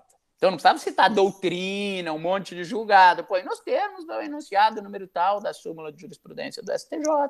Não é possível só com base na gravidade abstrata do crime. Mas é um pouco ainda naquela linha que o Andrei falou. É importante você mostrar o quê? Quando eu falo só na gravidade abstrata, é porque eu não tenho outras circunstâncias judiciais do 59 que sejam desfavoráveis. Aí talvez valesse a pena você explorar isso um pouco para mostrar que está certo. Pois não, Andrei? Que você deve estar com a mãozinha levantada aí que está esquecido. Além disso... Eu vou aproveitar e fazer uma pergunta. Claro. E quando a matéria ela pode ser alegada na preliminar e também no mérito? Como a gente evita essa repetitividade? Por exemplo, se a gente disser que o reconhecimento da delegacia impede, por exemplo, a justa causa, então, condição da ação preliminar, e também no mérito a gente diz que não é o suficiente para poder julgar e deve ser absolvido. Como que a gente evita essa repetitividade? Boa pergunta, José Carlos. Primeiro, a própria jurisprudência tende a resolver esse problema, às vezes não de uma maneira correta, né? Por exemplo, eles vão dizer que se você já chegou na sentença, que o problema da justa causa está superado. Como se eu tivesse uma tese preliminar de inépcia da denúncia, a jurisprudência vai dizer que se você chegar com essa, já tiver a sentença, fica superada a tese de inépcia. Né? Então, dificilmente você vai ter uma tese que você vai poder alegar ela como preliminar e como mérito. O que você vai poder ter muitas vezes são situações de algum encadeamento lógico, e que a tese no mérito dependa, às vezes, até da aceitação de alguma matéria preliminar. Aí tudo bem, você alega numa posição uma e na outra posição outra.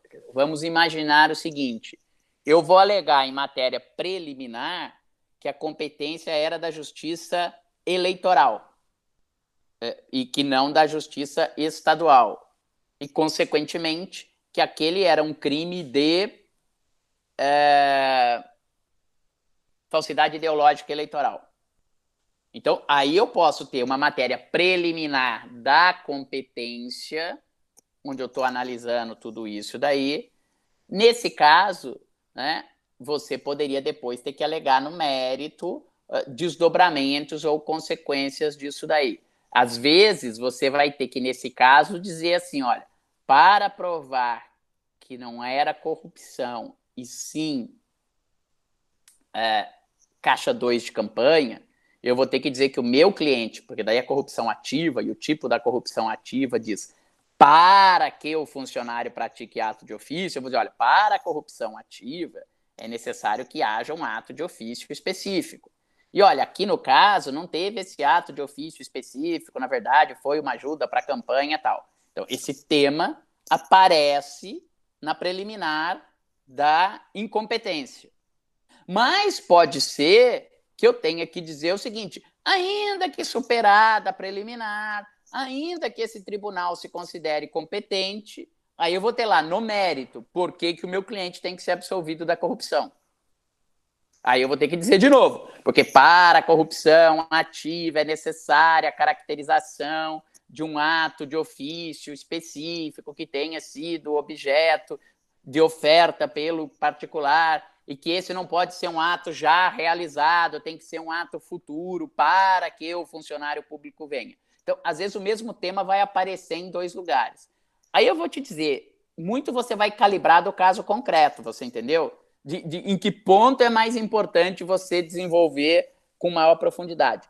Eu não gosto, acho errado, não sei a posição do Andrei, você repetir o mesmo trecho na peça 2 vezes.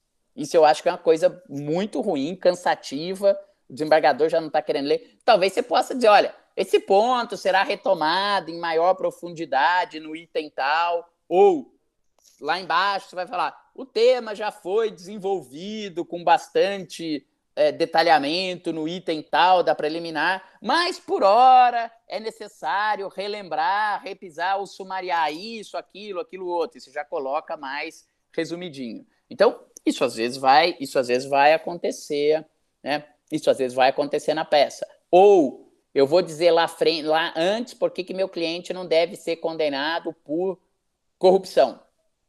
E aí depois ele também tem uma acusação de lavagem de dinheiro e eu vou precisar voltar a falar da corrupção para dizer, olha, não tem prova da infração antecedente ou que esse dinheiro que ele está sendo acusado de ocultar seja o produto daquela corrupção que a denúncia aponta como sendo a infração antecedente, porque, veja bem, lá ele recebeu tanto, foi de tal forma, foi em tal época, esse outro ato foi depois.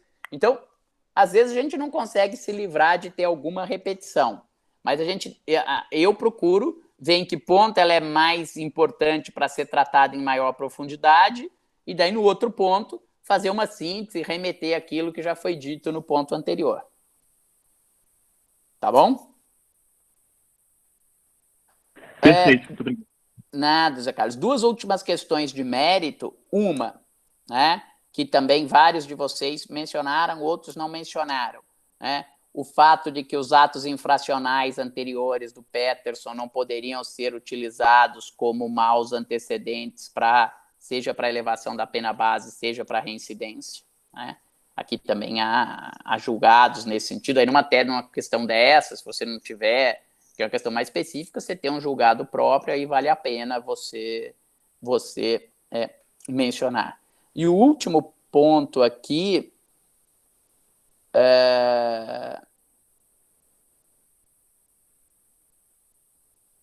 que a fração de diminuição da pena do Peterson, né, pela participação de menor importância, poderia ser mais ampla, né? dá para diminuir até 1/3. Claro que aqui você teria que analisar o quanto maior ou menor foi, essas são teses discutidas. Mas para dar um exemplo de doutrina, por exemplo, né? Às vezes você tem situações dessa que a lei fala de 1/3 a 2/3. E tem autores que falam, olha, como aqui não é algo gradual, não tem como você disciplinar, então, né, na dúvida, você tem que aplicar o redutor máximo, que é o mais benéfico para o réu. Se tiver uma posição dessa, se não me engano, quem fala isso nesse artigo, estou citando aqui de memória, não tenho certeza. Mas, se não me engano, o René Ariel Dott fala isso em relação à participação de menor importância, né? Porque você tem coisas que são graduais. Eu vou aumentar a pena pelo concurso, pelo crime continuado, né? De 1/6 a 2/3. É de acordo com o número de crimes. Você tem uma escala, né? Eu vou diminuir a pena da tentativa de 1/3 a 2/3.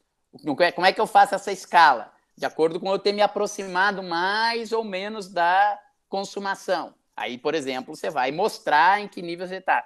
Em outros casos, não tem muito como você graduar. O legislador poderia ter dito, reduz-se de 1/3, reduz-se 2/3. Vai falar de tanto a tanto. Aí a doutrina vai falar, não, mas aqui, como não dá para saber, não dá para graduar, você vai aplicar a fração mínima, ou a mais benéfica para o réu, a fração máxima.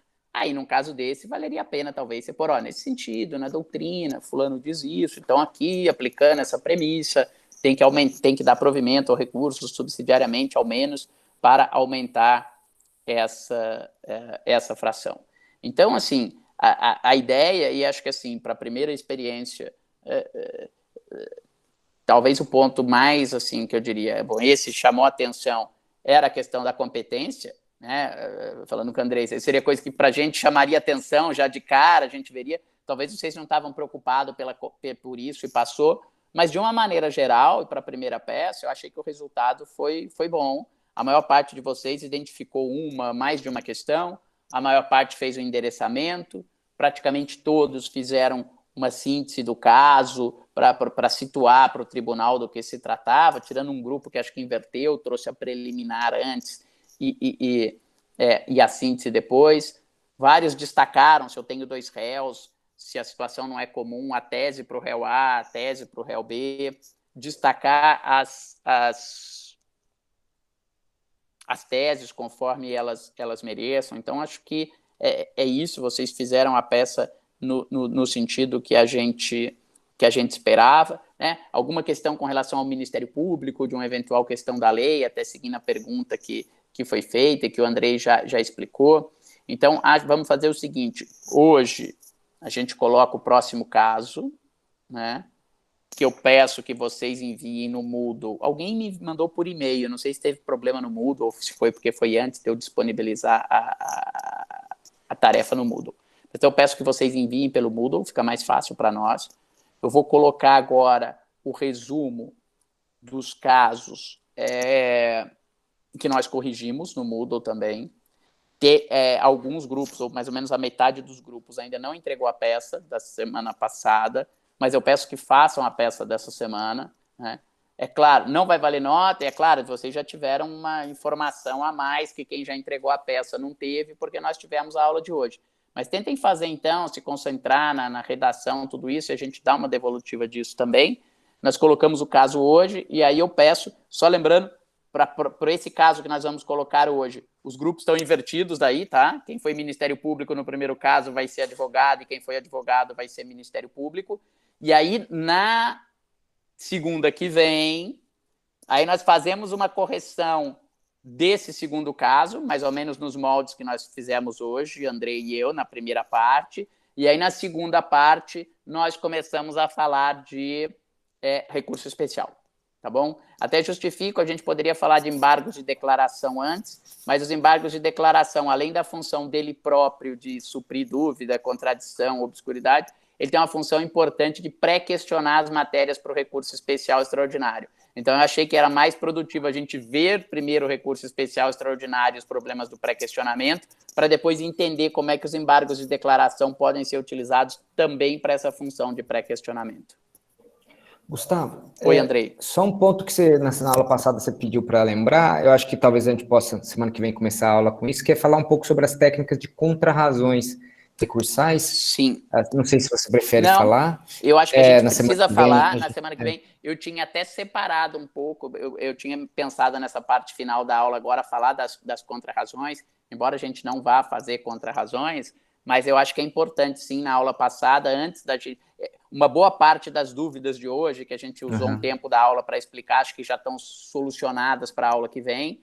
Aí, na aula que vem, eu acho que dá para a gente, quando for, a gente trata do caso novo, e fala um pouco das contrarrazões. Até podemos até usar o caso novo para a gente pensar como é que faria. Acho que vamos fazer assim, Andrei. Aí ficamos com o compromisso você e eu em relação ao caso novo. É claro que a gente vai ter que imaginar, mas talvez até em função do que a gente conseguir corrigir das razões, dos recursos, Perfeito. a gente pensa como é que a gente faria contrarrazões. E aí a gente expõe para eles daí também na aula que vem como é que seriam as contrarrazões, tá bom? O caso que a gente vai por hoje é um outro caso de apelação.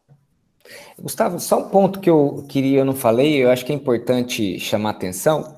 Acho que todo mundo tem isso mais ou menos subentendido, mas principalmente eu vejo às vezes um problema nos recursos do Ministério Público, é a pouca preocupação em convencer.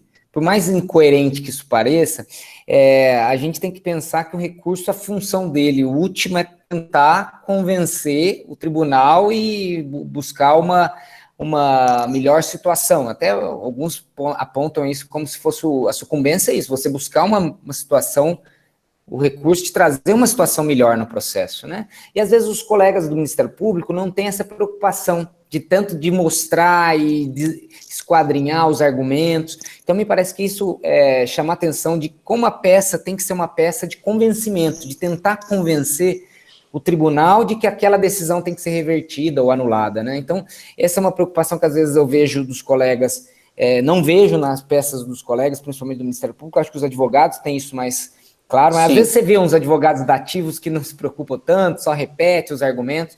Eu acho que a gente falou isso, né, de como é importante a gente usar uma nova visão, né, de crítica, né, e tentar convencer. Isso eu acho que é bem importante, principalmente para o Ministério Público, né, de tentar convencer o tribunal e fazer uma peça que realmente seja uma peça que a pessoa saia convencida, né. Isso às vezes as pessoas... A gente, infelizmente, tem pouco estudo na faculdade sobre técnicas de argumentação, né, Gustavo?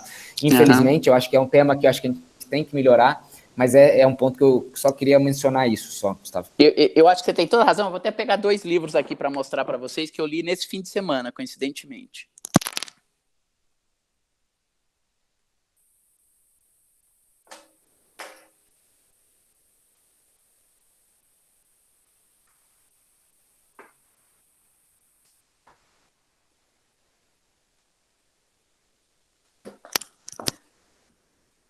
Isso que o Andrei está falando é uma questão fundamental, né?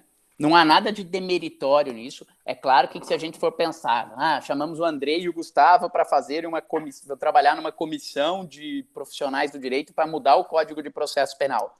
Nós não vamos pensar como é que o Código de Processo Penal tem que ser escrito para ser melhor para o advogado ganhar a causa ou para o Ministério Público ganhar. Nós temos que pensar como que o sistema vai funcionar como um todo de maneira melhor para prestação jurisdicional de melhor qualidade. Mas como partes, é isso que nós temos que pensar. Nos Estados Unidos, esse é um tema muito utilizado, primeiro, porque você tem um julgamento oral pelo júri, então você tem toda uma questão de convencimento, né, das partes, mas também para escrita. E isso é um tema que hoje começa a ganhar um pouco de preocupação entre nós. Eu vou colocar uns textos para você, isso é o que lá eles chamam de storytelling, ou seja, como que eu vou usar as técnicas narrativas para criar uma teoria do caso e expor o que a narrativa tem que ter, quem é o sujeito, qual é o fato, por quê, qual a ordem, qual o argumento que eu uso primeiro.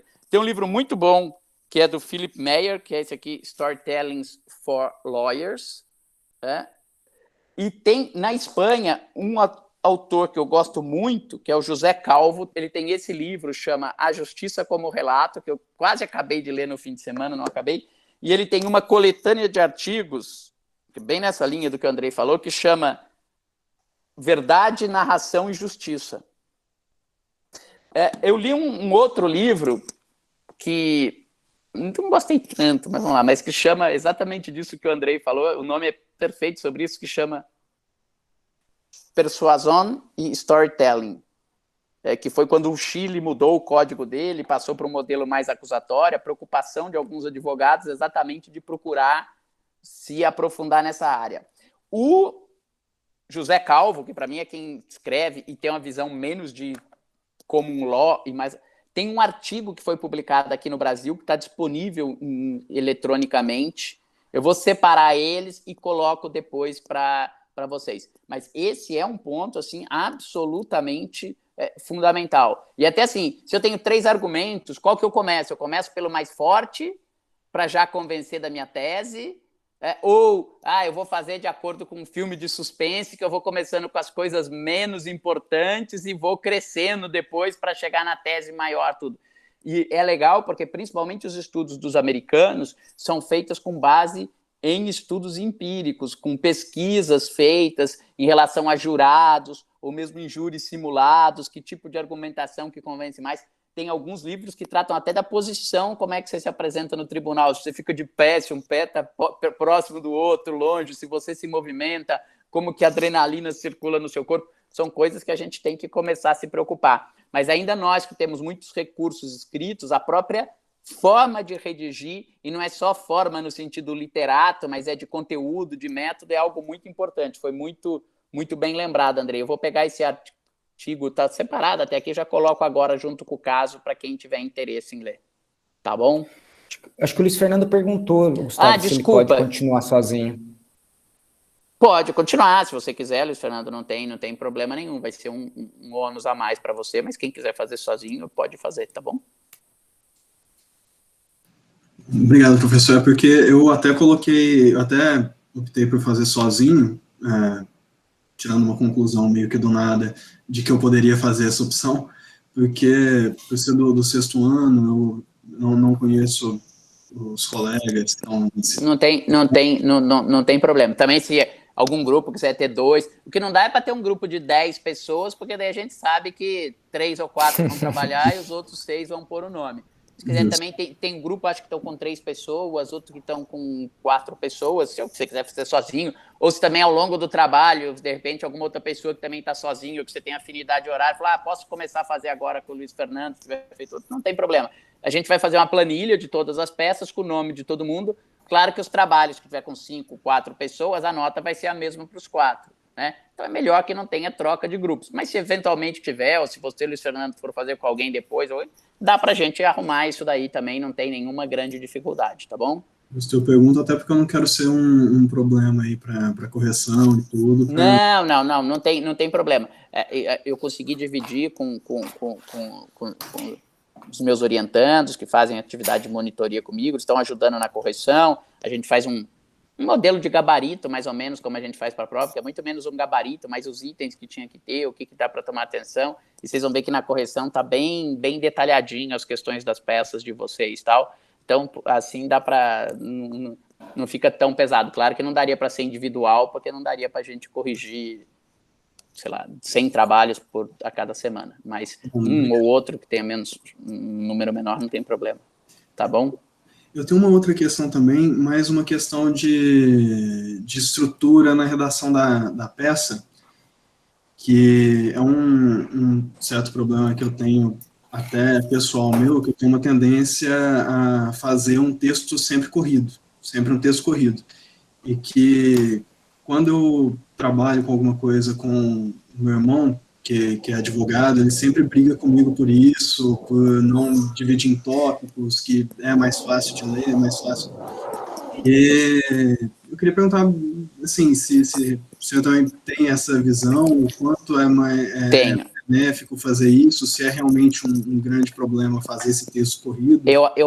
Eu acho que é ruim, Luiz Fernando, eu vou explicar. Primeiro porque hoje em dia, muito, pelo menos nos processos que eu trabalho, às vezes é muito comum você ter mais de um réu, mais de um crime que está sendo imputado, e às vezes a gente mesmo sabe que dentro das 5, 6 teses que a gente sustentou, tem umas mais fortes, outras mais fracas. Há casos, inclusive, dependendo do volume, que eu faço até um índice na peça, você entendeu? Com alguns tópicos, até para facilitar, você fala, de repente, isso e aquilo vai chamar mais atenção, ou depois ele quer voltar naquele tópico, ele não precisa ler tudo. Então, a gente já sabe que tem alguns itens mais fracos. Eu não gosto de peça corrida, E uma outra coisa que eu tenho insistido, tem advogados que trabalham no meu escritório, eu sei que é difícil porque é uma questão de estilo, são períodos muito longos.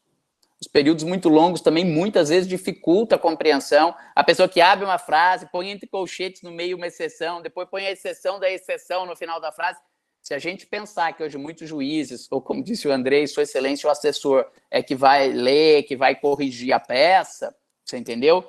A gente tem que pensar que muitas vezes vai ser uma leitura rápida, uma leitura corrida, né? Então, você tem que ver que às vezes você vai estar sujeito ali a uma leitura dinâmica, você tem que se fazer entender para você prender atenção. Então, eu, na medida do possível, prefiro frases curtas, frases diretas, sujeito, verbo e predicado, entendeu?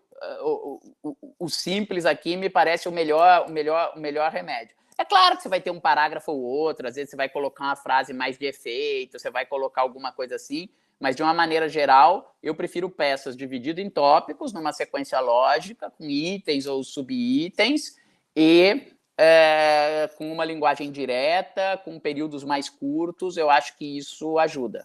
Eu tenho dificuldade, a não ser que seja uma coisa muito curta, às vezes eu faço uma petição, eu fiz ontem, no domingo, protocolei uma petição que era decretar uma prisão preventiva de um cliente. Não, o Ministério Público pediu prisão preventiva e eu fui atravessar uma petição para não decretar a prisão preventiva, até porque o fato já fazia 5 anos, etc.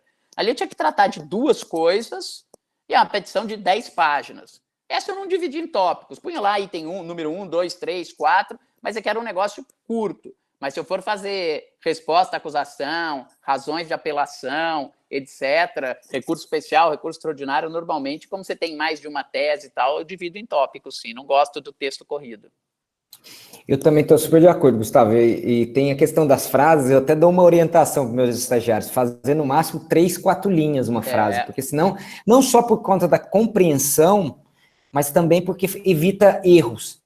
Quanto maior, mais longo, até uma chance muito maior, principalmente quando a gente está começando a escrever peças, de fazer peças com erros, né? E uma coisa que eu sempre chamo a atenção também, Gustavo, é que, ao contrário do que as pessoas imaginam, escrever bem não é escrever difícil. É o contrário, né? Escrever bem é escrever claro e direto e fácil. Ao contrário do que muita gente imagina, principalmente quando a gente sai da faculdade, acha que é difícil, aquelas escritas rebuscadas, acho que isso é o contrário do que me parece, né? Mas é porque o direito, especialmente, até nós, a nossa faculdade, pela origem, tudo tem a história do literato, do cara que é formado em direito, mas também é poeta, é escritor, é não sei o quê. Mas eu brinco, o médico, se cardiologista, ele vai falar assim, o coração, o coração, o coração, o coração. Ele não vai escrever o coração, aí na segunda parte da frase ele vai pôr assim, aquela coisinha vermelha que significa o amor. Aí na outra ele não vai colocar assim, aquele negócio que bombeia o sangue. Ele vai dizer, é o coração. E a gente fica... a denúncia, a peça acusatória, a incoativa, a não sei o quê, porque a gente acha feio ficar repetindo a mesma palavra, então tem que procurar sinônimos. É claro, dependendo da estrutura da frase, você não vai responder por somente 4 vezes no mesmo parágrafo escrever a palavra somente. Mas fora daí, e as palavras técnicas, é isso que o Andrei falou. Quanto mais direto, quanto mais simples a linguagem, quanto mais clara a comunicação, tanto melhor. Obviamente que a gente sempre vai ter um ou outro aí iluminado que consegue ser claríssimo, com um estilo belo, com tudo isso. Acontece isso? Acontece, às vezes tem, mas não é a regra para todo mundo. Então, e com o tempo também a gente vai se soltando, cada um vai pegando o seu estilo, mas no começo a grande dica é essa que o Andrei falou e estou de pleno acordo. Tá bom? É que eu realmente tenho feito um esforço ativo em encurtar as frases, os parágrafos, mas eu ainda não consegui... Mas vale a pena. E uma outra coisa boa, quem trabalhar em escritório, em tudo isso e tal, entendendo? Eu tenho petição que eu faço, que às vezes eu dou para o estagiário ler e corrigir. Às vezes um outro sócio fala, não, você está dando sua petição? Sim, eu tenho que imaginar que pode ser equivaler uma pessoa que não tem conhecimento nenhum do caso. Eu quero ver se está claro para ele o que eu tô escrevendo. Então, se você tiver essa possibilidade, todos vocês, de trocar a peça com uma outra pessoa, muitas vezes falam, isso aqui não ficou claro, não sei o quê. Quando tem tempo, quando tem condições, também é uma boa dica. Tá bom? Então é isso, pessoal. Boa semana para todos. A gente já vai colocar o caso para vocês, tá bom? Tchau, gente. Boa tarde. Boa semana. Obrigado, Gustavo. Tchau, gente. Tchau, Andrei. Até a próxima.